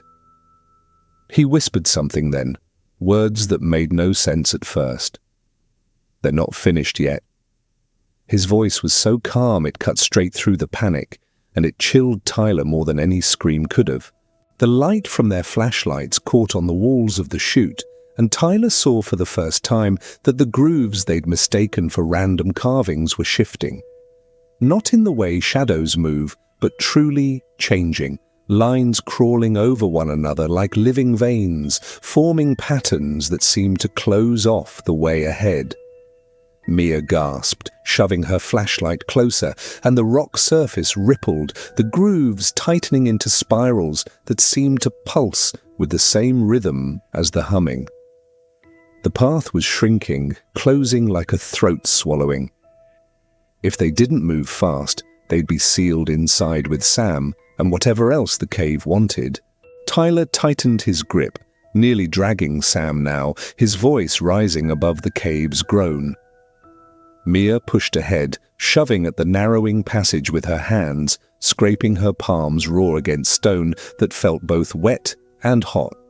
Every instinct screamed at Tyler to abandon the dead weight, to save themselves, but guilt and desperation held him firm. He thought of Sam's laughter on the beach that morning, of the way he'd teased Mia about overpacking, of how ordinary it had all felt before stepping into this nightmare. The cave wanted to claim him, but Tyler couldn't let it, not without trying, until his last breath. Behind them, the chamber pulsed once more with light, brighter than before, and for an instant, Tyler thought he saw shapes moving in the glow. Figures, slender, pale, faceless, rising from the stone like water, turning solid. He couldn't look long, his mind rebelled, his chest tightened with the effort of denial. Mia screamed his name from the front, pulling him forward as the chute narrowed around them, scraping their backs and shoulders. Sam muttered again under his breath, the same calm cadence. "They're not finished yet. They're not finished yet." And the cave seemed to agree, its voice swelling as if it meant to prove him right. The chute spat them out into a wider corridor, but the relief didn't last. The air was thicker here, heavier with salt and dampness, as though the sea itself was pressing down into the cave. Tyler stumbled forward with Sam's arm hooked over his shoulder, his own legs trembling with the effort of carrying him. Mia kept glancing back, her flashlight trembling in her grip, catching glimpses of the narrowing walls behind them. Each time the beam hit, the stone seemed closer, as if the cave was following them, trying to push them forward like cattle toward a gate. The rumbling hadn't stopped. It vibrated through the ground now, a deep, endless groan like the belly of the ocean shifting in its sleep. When they finally saw the faint glow of daylight far ahead, it felt like salvation. The opening was smaller than Tyler remembered, a crooked arch, just big enough for them to crawl through, but that sliver of light filled them with desperate energy. "Almost there," Mia shouted, her voice hoarse. She pushed herself ahead, scrambling over jagged rocks slick with algae, her hands slipping, catching, bleeding. Tyler dragged Sam behind her, but every step forward felt like fighting against a current. Sam was heavier now, unnaturally heavy, as if the cave itself was pulling at him, rooting him into the stone. His murmuring never stopped, those words dripping from his mouth like a mantra. "They're not finished yet. They're not finished yet." The sound of the tide came next, not the gentle roll of waves, but a crashing, surging roar that reverberated through the cavern like thunder. Tyler's stomach turned when he realized the ocean was already pouring into the tunnels, rushing in to claim what the cave had prepared. Water splashed at his ankles first, then his knees, icy cold that stole the breath right from his chest. The walls glistened with streams running down, rivulets forming into sheets, until it felt like they were standing inside the throat of a beast, beginning to drown them. Mia screamed for them to hurry, her flashlight cutting wild arcs across the slick stone as she clawed toward the shrinking hole of daylight. Tyler forced himself forward, his muscles screaming under Sam's weight, but the closer they got to the exit, the more wrong Sam became. His body sagged in ways that didn't feel human, like his joints were unhinged, folding strangely against Tyler's side. His skin was wet now, not just with seawater, but with something clammy and sticky, and every time Tyler adjusted his grip, his stomach twisted at the texture. Sam's head lolled back and forth, and for the first time since finding him, his smile disappeared. His face went slack, eyes rolling white, lips moving in that steady chant, the words swallowed by the roar of incoming water. The tide surged again, this time slamming into their backs like a wall, nearly knocking Tyler off his feet. He choked on the salt as his body crashed against the jagged rock, his flashlight flying from his hand into the black water below. For a moment he was blind, scrabbling at the stone with bloodied fingers, clutching Sam by instinct alone. Then Mia's light caught them, a pale beam barely cutting through the spray. She was already at the mouth of the cave, clawing at the narrowing opening with both hands, screaming at them to hurry. The space looked barely wide enough for one person to slip through now, jagged stone edges pressing in as if the cave itself didn't want to let anyone go. Panic burst through Tyler's chest, sharper than the cold, sharper than the fear. He pulled Sam up by both arms, dragging him toward Mia, his feet sliding on the slick surface. The water rose higher, surging to his waist, pulling at Sam with each wave like invisible hands trying to reclaim him. He shouted over the roar, his words breaking into sobs. "Help me! Pull him through!" Mia dropped her flashlight and lunged forward, her hand seizing Sam's other arm, her body braced against the stone as she pulled with everything she had. The water foamed around them, and the cave's rumble deepened into something almost triumphant, as though it knew they were out of time. For a single, heart-shattering moment, Sam looked at them both, his eyes clear for the first time since they'd found him. His lips parted, and Tyler thought he might finally say something that made sense. But instead, Sam's body jerked violently, ripped backward by a force Tyler couldn't see. His arms were yanked from their grasp, his face vanishing into the rising black water with one last, unfinished word. Tyler screamed, lunging after him, but Mia held him back with all her strength, shrieking his name as the tide swallowed the rest. The cave mouth narrowed again, stone grinding against stone, until Mia's shoulders barely fit through. With one last shove, she forced Tyler forward, both of them tumbling out onto the beach as the water exploded behind them. They hit the sand hard, coughing, gasping, their bodies trembling with exhaustion.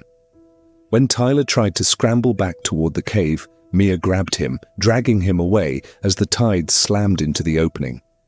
The sea filled the passage in an instant, and then silence. Only the endless sound of waves breaking against the shore, as if nothing had happened. Some places are swallowed by the sea, taken back in ways no one can explain. But not every vanishing leaves behind water and stone. Sometimes it's people themselves who disappear, quietly, without a trace, leaving only questions in the empty spaces they should have filled. Camping trips always start the same, with laughter, the shuffle of gear being unpacked, and someone insisting they know exactly where to set up the tents. This one was no different. 4 friends, Mark, Jenna, Louise, and Emily, pulled their car into a clearing at the edge of a state park, a place they'd picked off a forum that promised quiet woods and unspoiled trails. The sun was still up when they began, light spilling through the tall trees, scattering gold across the grass. Mark hammered the first tent stakes into the earth, while Louis sorted the cooler, joking that he'd only agreed to the trip for the marshmallows. Everything felt ordinary, even predictable. The kind of summer weekend they'd laugh about later when life got too busy again. The clearing was big enough for 3 tents and a fire ring, and there were faint traces of others who had camped before them, ashes scattered in the pit, an old wrapper half buried in dirt, a rope scar still visible on one of the trees. Jenna, who loved little details, ran her hand across the bark and said something about how many nights must have been spent here. She didn't know she was right in more ways than she could imagine. Emily snapped photos while they worked, trying to capture the way the light poured through the canopy, how it made the place look almost enchanted. Later, those pictures would be the only thing left.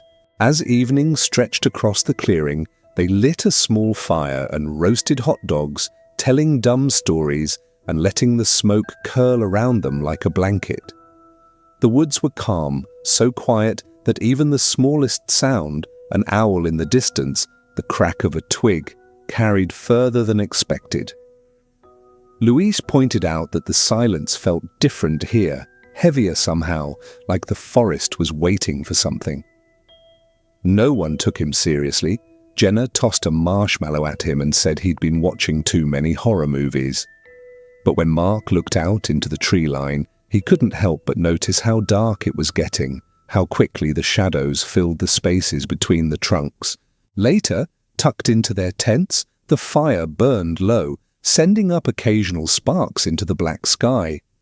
Mark lay awake, listening to the shifting of branches overhead, a rhythm that didn't quite match the breeze. It sounded like footsteps circling the camp, crunching lightly in the underbrush.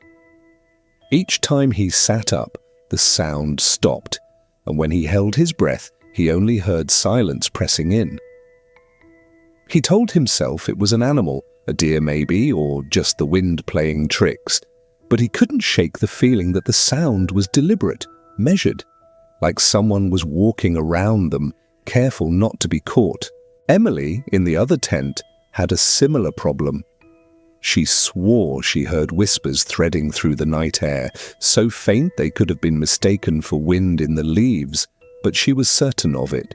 Words half-formed, curling just out of reach, like voices carried from far away. When she peeked out through the zipper, the firelight was nearly gone, only a glow of embers. Beyond that, nothing. Just trees crowding in closer than she remembered, their silhouettes sharp and wrong against the starless sky. She told herself she was just overtired, zipped the tent back up, and forced her eyes shut. But even then, the whispers seemed to settle right inside her ears. Morning came with its own kind of strangeness. The fire pit looked undisturbed, the tents still in place, the cooler where they'd left it. Birds sang high in the trees and light broke through the canopy. To anyone else, it would have looked like any normal campsite. But Mark couldn't shake the unease. He found boot prints near the clearing that didn't belong to any of them. Smaller, older, worn deep into the soil, as though someone had been pacing there long before they'd arrived. He said nothing at first, but when Luis mentioned he'd woken in the night to what he thought was breathing just outside his tent, Mark decided to share. The group laughed nervously, the way people do when they don't want to admit they're scared. They tried to shake it off with breakfast, heating coffee over the coals and planning a day hike. Jenna pulled out a trail map, pointing to a loop that cut through the forest and circled back. "If we stick together," she said, "there's nothing to worry about." She smiled when she said it, but her hands trembled slightly and no one missed it. They all agreed anyway, eager to focus on something normal, something safe. By the time they packed a day bag, the tension had thinned, replaced by the sound of birdsong and the comfort of movement. They set off into the woods, leaving their tents behind, unaware of how much the clearing would change in their absence. The next morning came bright and early, the air already warming under the steady rise of the sun. Birds chirped, bugs hummed, and for a while everything felt exactly as it should. The campers stretched, made coffee on their little propane stove, and talked about plans for the day. Maybe a hike along the ridge, maybe swimming in the lake once the heat rolled in. It was the kind of morning that felt like a promise, full of potential. But beneath that easy rhythm of nature there was something subtly off. The group noticed it first when they walked back to the lake. The shoreline was quieter than the day before. No fishermen, no families splashing around, no one casting a line or floating lazily on an inflatable tube. The water was still and glassy, and their own reflections stared back with unsettling sharpness. They joked about it, brushing off the emptiness as a lucky chance to have the place to themselves. By midday, the absence of others felt heavier. A single empty rowboat drifted near the far side of the lake, bumping lightly against the reeds. It bobbed with each ripple as though it had been untied and forgotten. No one came to claim it. No sound of voices carried through the air. Just the gentle hiss of the wind moving through pine needles overhead. The campers looked at each other, quietly acknowledging what none of them wanted to say out loud. They hadn't seen another person all day. They hiked a short trail that afternoon, expecting at any moment to run into another group. But the path was empty, no footprints fresh in the dirt, no broken branches or cigarette butts or any of the usual signs of recent traffic. The forest felt hushed, almost watchful, like it had swallowed everything and everyone that had come before them. Even the bugs seemed quieter, their buzzing fainter. It was strange enough that the campers returned to their site earlier than planned, deciding maybe rest was the smarter choice. When the sun began to set, the stillness deepened into something almost oppressive. The campsite looked exactly as they had left it, tents in place, fire pit neatly stacked with wood, but the forest around them pressed in close, shadows lengthening across the ground. They sat around their fire as the sky shifted into a glowing orange, trying to convince themselves it was all in their heads. But one by one they admitted out loud what had been gnawing at them all day. The campsite might not be as empty as it seemed. That night, as they lay in their tents, each of them swore they heard faint movements just outside the thin nylon walls. Not animal sounds, no rustling of small paws or snorts from deer, but slow, deliberate footsteps circling. Whenever someone whispered, the sounds would pause, then start again in a different direction. They tried to convince themselves it was their imagination, but sleep came in uneasy fragments, broken by the quiet certainty that something was awake out there, watching. By morning, the feeling hadn't faded. If anything, it had grown worse. Breakfast was quiet. No one wanted to bring up the noises from the night before, but it hung between them like fog. One of the campers finally said what everyone was thinking. Maybe they shouldn't stay another night. The others agreed without much hesitation, though none of them wanted to admit how relieved they were at the idea of leaving. By the third day, the campers started noticing little changes, small things that didn't seem worth mentioning at first. A folded camp chair was found several feet away from where it had been left. A half-empty water bottle, once sitting by the fire pit, was now propped neatly against a tent. Someone's flashlight, placed on top of a backpack, was missing its batteries.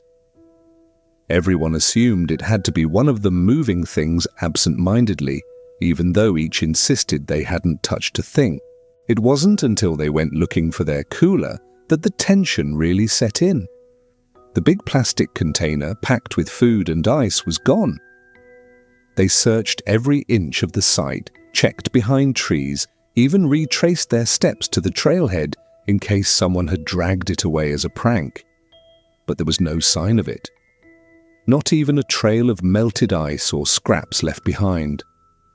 The cooler had simply vanished, as if it had never existed at all. The group argued about it, frustration rising. One suggested maybe another group of campers had stolen it, though that theory crumbled quickly. They hadn't seen a single person in 2 days.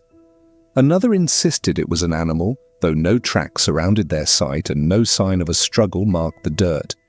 It was just gone, and the lack of explanation was far more unsettling than the loss itself. That evening, as they built another fire, one of them pointed out something that made the hairs on the back of their necks stand up. The site looked tidier than they remembered. Their gear was stacked too neatly, their sleeping bags folded a little too evenly inside the tents. It was as though someone, or something, had gone through while they weren't looking and straightened everything up. The realization dropped a silence over the group, heavier than the night air settling in around them. Nobody wanted to sit alone after that. They kept close to the fire, watching the darkness just beyond its reach. Each snap of a twig, each brush of wind through the trees, pulled their eyes to the shadows. The laughter and lightness that had carried through their first night was gone. Now every sound seemed intentional, every absence of sound deliberate. When they finally went to bed, no one fell asleep right away. They lay awake, listening. Every so often, there'd be a faint shuffle of dirt, a breath of fabric moving where it shouldn't. At one point, one of the campers swore they saw the shadow of a hand press briefly against the wall of their tent from the outside, only for it to vanish when they sat up and shined their light. They told no one about it, deciding it was better left unsaid. By morning, more of their belongings were missing. A pair of hiking boots, a backpack strap, a pocket knife. All gone without explanation, leaving only an increasingly uneasy silence where their campsite should have felt safe. And as they looked around at the strangely neat order of what remained, they realized the site felt less like theirs and more like it belonged to something else, something they were intruding on. By the fourth morning, their nerves were stretched thin. What had started as a fun, carefree trip now felt like a test of how long they could stand the quiet dread creeping in around them. One of the campers finally said what the others had been avoiding. "We should pack up and go." The rest agreed, almost too quickly, as though they'd all been waiting for someone to give them permission to admit it. They moved fast, stuffing sleeping bags into packs, collapsing tents, and shaking out tarps. But as they worked, they kept realizing things were missing, important things. A sleeping bag gone, a tent pole no one remembered removing. One camper swore he had left his keys in a side pocket of his backpack, but now the pocket was empty. It wasn't just irritating anymore, it was frightening. Their gear wasn't being misplaced, it was being taken. By mid-morning, they were ready to go, or at least they thought they were. They slung packs over their shoulders, picked up what was left of their supplies, and made their way to the trail that had brought them in. But when they reached the familiar fork, something didn't look right. The dirt path that had been clear a few days before was overgrown, branches heavy with leaves hanging lower than they should have. The trail markers were gone. Not faded or broken, gone. They kept walking anyway, convinced they could find their way back by memory. But every turn seemed off. The trees grew closer together, the forest thicker. They should have reached the gravel road within an hour, but the path only seemed to drag them deeper into silence. By the time the sun climbed overhead, they were back at the lake, standing on the shoreline where they had started. Somehow, without ever turning around, they had circled back. Frustration turned into panic. They tried another direction, following the tree line instead of the trail. Still, after hours of trudging through brush, they ended up back at the same clearing. It was as if the forest itself was rearranging around them, guiding them back to the water. The lake's surface reflected their unease perfectly, calm and glassy while they felt anything but. As the day slipped into evening, they had no choice but to rebuild camp. Exhausted and uneasy, they sat in the glow of their fire, staring at each other with a shared dread that no one wanted to voice. They had tried to leave, and the forest hadn't let them. And somewhere in the growing dark, something was still moving, quiet, patient, and closer than before. That night, when the fire died down and shadows swallowed the campsite, they heard it again, footsteps circling the tents. Only this time, the sound didn't stop when they whispered or shifted in their sleeping bags. It went on, as though whoever or whatever it was wanted them to know they weren't going anywhere. Dawn came in slow and grey, the kind of light that made the forest look like a watercolour someone had left half-finished. They woke stiff and too aware, each one listening for the small human sounds that usually anchor a morning. Murmured voices, a zipper, the clink of a mug. Instead, there was a careful silence, as if the woods were holding its breath while they checked themselves for what might be missing. Mark was the first to notice. Jenna's tent was unzipped, and its flap fluttered in a cool wind, but Jenna wasn't inside. The sleeping bag lay folded neat where someone would fold it for storage, and her headlamp rested on top, batteries still in place. For a moment, they all assumed she'd gone for water or a quick walk, but the way the tent was made up felt deliberate, not the hurried abandonment of someone who left in a hurry. They called her name until the sound felt raw in their throats, voices sharp against the soft trees. Louise and Emily tore through the perimeter with flashlights, checking hollows and tree trunks, the undergrowth that might hide a person wrapped in shadow. The ground around the clearing was mostly undisturbed, save for a few small scuffs and one set of prints leading toward the pines, the kind of boot prints that suggested someone had walked calmly, not staggered. The prints tracked for a short distance and then stopped at the edge of a stand of ferns, as if the person had stepped into thin air or bent to pick something up that covered their trail. Nobody wanted to voice the idea, so they said it in small ways. Maybe she followed a deer path, or maybe she went to the lake, but each suggestion felt thinner than the fear pressed under their ribs. They spread out in tighter circles, less like explorers and more like people trying to piece a window back into a house that had been boarded up. At the edge of the trees, they found a tiny clearing they hadn't noticed before, half hidden by a curtain of vines. In the center lay a neat arrangement, Jenna's scarf folded into a triangle, a small pile of pebbles stacked into a tiny tower, and a crudely carved notch on a low stump that looked almost like handwriting.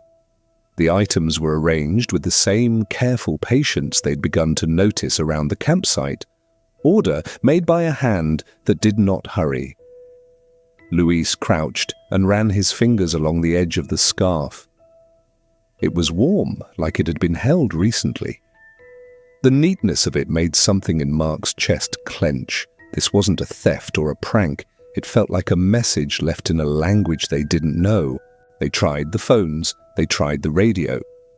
For a while, the screens offered nothing but a stubborn no service or a battery icon that seemed more like a taunt than an instrument. Time itself bumped awkwardly against them. Mark's watch read 1 minute slower than Emily's, and the light angled through the trees in a way that seemed off by the faintest degree. The sun was where it should be, but shadows didn't agree on angles, as if the forest could not be bothered with consistent geometry. They shouted again, then listened, and for a moment a sound came back that was like a laugh but far away and too musical to belong to any of them.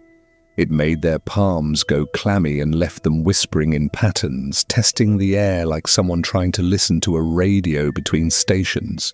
Panic sharpened their movements into short, efficient tasks. Check the ridge, circle the lake, call through the ravines. They split up because splitting up felt like doing something, anything, rather than nothing. Mark walked the ridge with a careful eye, following any hint of a footprint or a broken twig, feeling both foolish and relieved to have something to do with his hands. Luis took the shoreline, peering into reeds and under fallen logs, expecting at any moment to see Jenna's bright jacket snagged on a stick. Emily moved with a different sort of focus, searching small hollows where someone might hide or a pocket might have dropped. The forest answered them by rearranging itself. A path that should have been clear was overgrown. Markers they'd used yesterday had gone blunt or were turned inward, and a faint line of crushed grass seemed to lead nowhere on purpose. After an hour of searching, Luis stumbled backward into the clearing where they had rebuilt camp the night before, and his voice came out strangled. His backpack lay tidy, zipped, everything in place, against a stump, but his water bottle was missing and a boot lay half buried nearby with its laces tied in a deliberate knot. There was no sign of a struggle, no torn fabric, only the quiet evidence of departure packaged like a gift. They huddled there for a long minute, the air between them heavy with the knowledge that something had taken items and not people, or maybe it had taken both and left a curated memory behind. The idea lodged in their throats like a stone. Whatever the forest was doing, it was organizing the world around them into small, unreadable sets. Then, unexpectedly, a sound broke the hush, soft at first, like fabric brushing against bark, then closer, the unmistakable rustle of someone walking through leaves. They spun toward it, hearts clattering, flashlights stabbing the underbrush. For a breath, they thought they'd find Jenna, tired and sheepish, playing some kind of cruel joke. What they found instead was a single branch, bent down as if someone had walked through it recently, then stood very still. The branch snapped gently back into place when the light hit it, and for a moment the forest seemed to look back at them with nothing but patience. They stood frozen, understanding in a different way that whoever, or whatever, moved through these trees preferred to do so without being seen. The clearing waited, orderly and patient, and the days slipped on, leaving them with less idea of how to get anyone back than they had when morning began. They decided, carefully and almost ceremonially, to make the camp impossible to miss.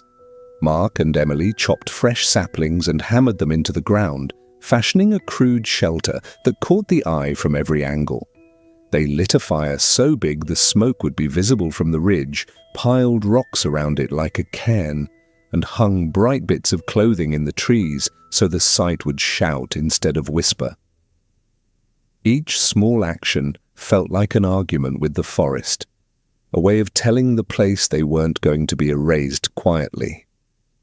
For a little while the busy work steadied them. There was comfort in movement, in the small certainty of physical labor. They set watches in 2-hour shifts and agreed, with the kind of exhausted earnestness people use to make promises stick, that no one would go off alone again.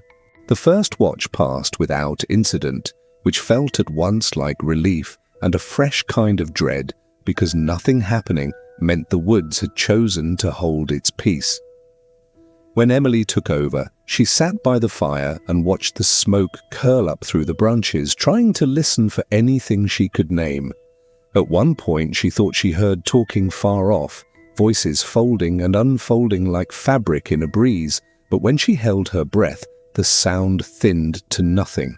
She walked the perimeter slowly, shining a flashlight along the trunks and under low branches, and when she came back, the bright cloth they'd hung was missing from one tree. In its place, someone had neatly tied a thin strip of pale material that hadn't been there before. A small, deliberate swap that made the hair on her arms lift. They tried the radios again, desperate for any contact with the outside world, but reception offered them only static for a long, grinding minute. Then, in a pocket between hiss and white noise, the speaker gave them a single, clear sound. A voice so soft it could have been the wind, and yet it said something that felt like a name. It was indistinct at first, a syllable that could have been laughter or a word, but everyone heard it. Mark swore it sounded like Jenna's name, breathed out in a rhythm that made the little hairs on his neck stand up. The radio died as suddenly as it had spoken, leaving only the crackle of spent airtime and the echo of whatever had been said. Later that morning, Louise went to check a line of prints they'd found near the water, leaving the others clustered around the fire with a map and a growing list of things that made less sense. He walked with purpose, calling out every so often to let them know where he was, and at first his voice came back bright and steady. Then the calls thinned, and the rhythm of his steps fell away like a radio signal cutting out. Mark and Emily stood, listening until their ears ached, and finally set out to meet him halfway, flashlights painting the trunks in pale circles. They found the prints he'd been following, curving toward a shallow dip in the brush, and there the trail stopped. Not as if someone had turned, but as if someone had stepped through a seam in the world and left no impression afterward. Panic rose in them like hot water. They ran the ridge, they whistled, they tore through undergrowth and called until their voices cracked, but there was no answer, except a distant woodpecker and the faint, methodical rustle of leaves. At the place where Louise had been alone, they found instead a small arrangement of personal things.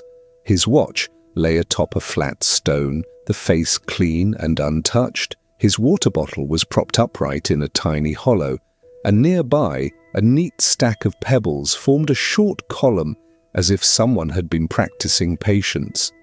Nothing was damaged, nothing strewn in the hurry of an accident. Everything curated as if someone had gathered it to make a note. The sight was worse than destruction. It read like a careful record, a catalogue of what had been and what they had left to remember. They stopped arguing about leaving after that. There was no longer room for negotiation about who would go where. Decisions narrowed into the single, raw thing: stay together, keep watch, preserve what they had left. Emily took the next plank of the watch and refused to let her eyes close, even though exhaustion pressed on her like a heavy blanket.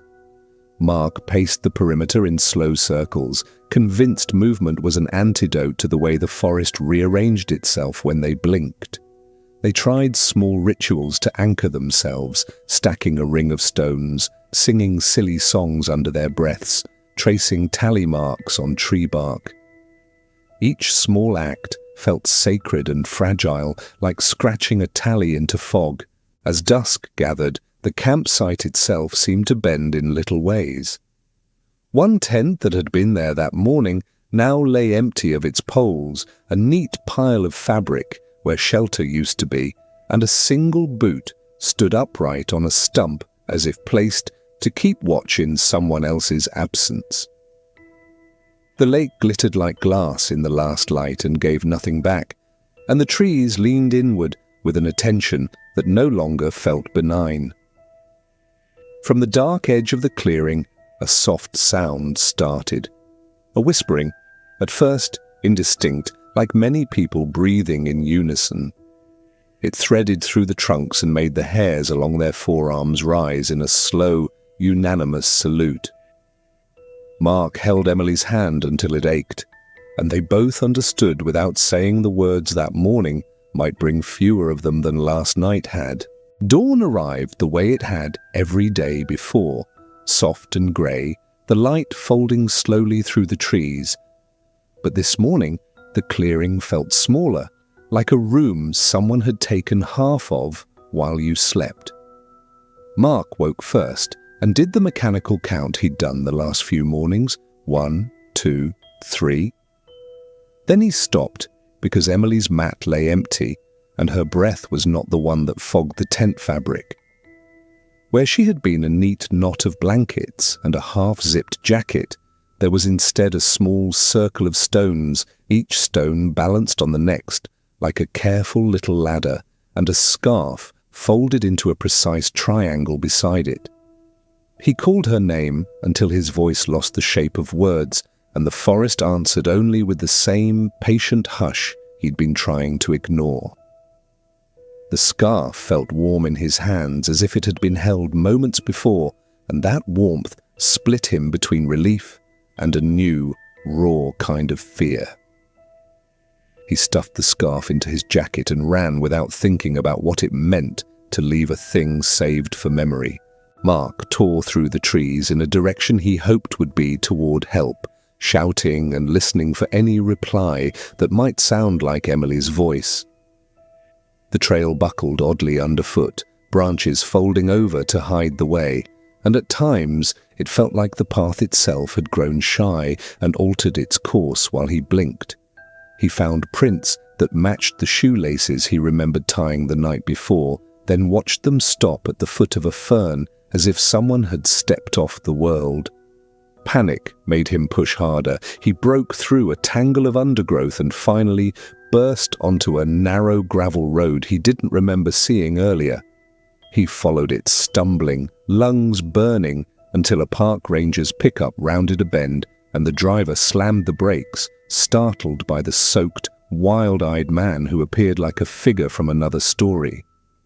The ranger called it in, calm and procedural, the radio voice flat and competent, as if it could stitch together what the trees kept unraveling. Search parties combed the woods with dogs and drones, threads of people moving like stitches through the green, and for a time it felt like the world had mustered itself to answer.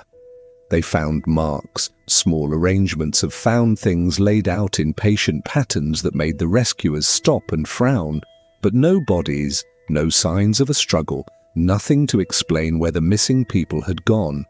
The campsite was neat in a way that felt personal rather than abandoned. Sleeping bags folded, cups lined up, a circle of small shells gathered beneath a stump as if someone had been cataloguing the place for a visitor. Officials filed reports that used polite clinical language, no foul play evident, no immediate leads. Terrain conditions may impede search. News wrote small paragraphs about hikers lost in a quiet patch of forest and then moved on to other headlines. Mark's statements were long and halting. He answered the same questions until the edges of the conversation felt like a recording played on loop. Back home, normal life tried its best to resume in the polite, efficient way ordinary days do, but Mark carried the clearing with him like a shadow folded into his chest. He replayed every small choice, why he hadn't slept through the whole night, why he'd been the one to wake first, until the details wore thin and left only the aching absence behind. Friends asked for updates and nodded with a practiced sympathy, their faces turning sympathetic in the ways strangers do, and then the calls slowed. The police file closed with a note about insufficient evidence to continue an immediate search, and the park's ranger station logged the case in a drawer that smelled faintly of coffee and photocopy toner. He kept the scarf in a drawer, folded the same way he'd found it, and sometimes opened the drawer at night just to feel that small, almost lulling warmth. Weeks became months and time softened the raw edges, but it did not heal the way the trees had rearranged themselves around him. Mark avoided camping for a long time, avoided lakes and lonely roads, but the habit of looking over his shoulder never left. Once, On a rainy afternoon, he found on his doorstep a tiny stack of pebbles arranged like the ones he'd seen in the clearing. No note, no footprints, only the stones and the wet imprint of their placement. He told himself it was a prank, something childish left by kids passing through, and yet the stones were the exact shape and balance of the stacks the forest had been making. He kept them on a shelf for a while, then in his pocket, then finally under a small bowl on the kitchen table, where they clicked softly when the house settled at night. On some evenings, Mark dreamed of neatness, that the world preferred things ordered and would therefore take whatever it needed to make that order make sense. He would wake with his hand groping for a light switch and find instead the memory of a notch in a stump or a scarf folded like a prayer. He returned to the park once, years later, because people return to unsolved things the way you return to a wound to see if it will look different. The clearing greeted him in daylight like any other spot you might choose to remember. Sunlit, a ring of stones that might have been arranged by a kind wind, a stump with a notch that could have been the work of careless campers. Rangers shrugged about visitation logs and seasonal cleanups and couldn't confirm any of the careful patterns he swore he'd seen. There was no neat ending here. Closure is a human thing and the forest had its own rules. Mark learned to carry a pebble in his pocket most nights and felt less naked for doing so, as if the weight reminded him he was still a part of the messy, slow world. Sometimes the pebble would warm inexplicably in his hand, or he'd wake to find the small stack on his windowsill had shifted by one stone. He never quite understood whether that meant he had been watched or left a place on behalf of someone else. The one reliable thing was the hush, a careful, patient silence that seemed to follow certain places and people, the same quiet the camp had worn like a coat the last night they tried to leave. In time, he stopped telling the story in public because people wanted tidy arcs and clear causes, and his had neither. He tells it now only when the night is deep and the room is small, and his voice becomes the same low, measured tone he used when he first ran out of the trees, calm, almost apologetic, as if the tale itself might be a thing that needs gentle handling. The last thing he says every time is simple and quiet. The world will sometimes make a place for itself to keep watch, and if a sight looks too neat, if things are stacked in careful rows, it's kinder to leave them alone. After that he pauses, listening to the dark as if it might answer, and somewhere outside, the trees keep arranging their small, patient propositions into the ground. All right, that's where we'll wrap it up for tonight. 3 true summer vacation horror stories to keep your imagination busy long after the lights go out. If you made it all the way to the end, thank you. You're the reason this little community keeps growing, and it means the world to know you're out there listening. Before you go, I'd love to hear from you. Have you ever had a creepy moment while traveling, camping, or even just on a summer trip? Drop it in the comments. I read every single one. And if you enjoyed tonight's stories, don't forget to hit that like button, subscribe, and tap the bell so you'll never miss the next late night scare. For now, get some rest and try not to think too hard about what might be waiting just beyond the edge of the dark. Good night, everyone.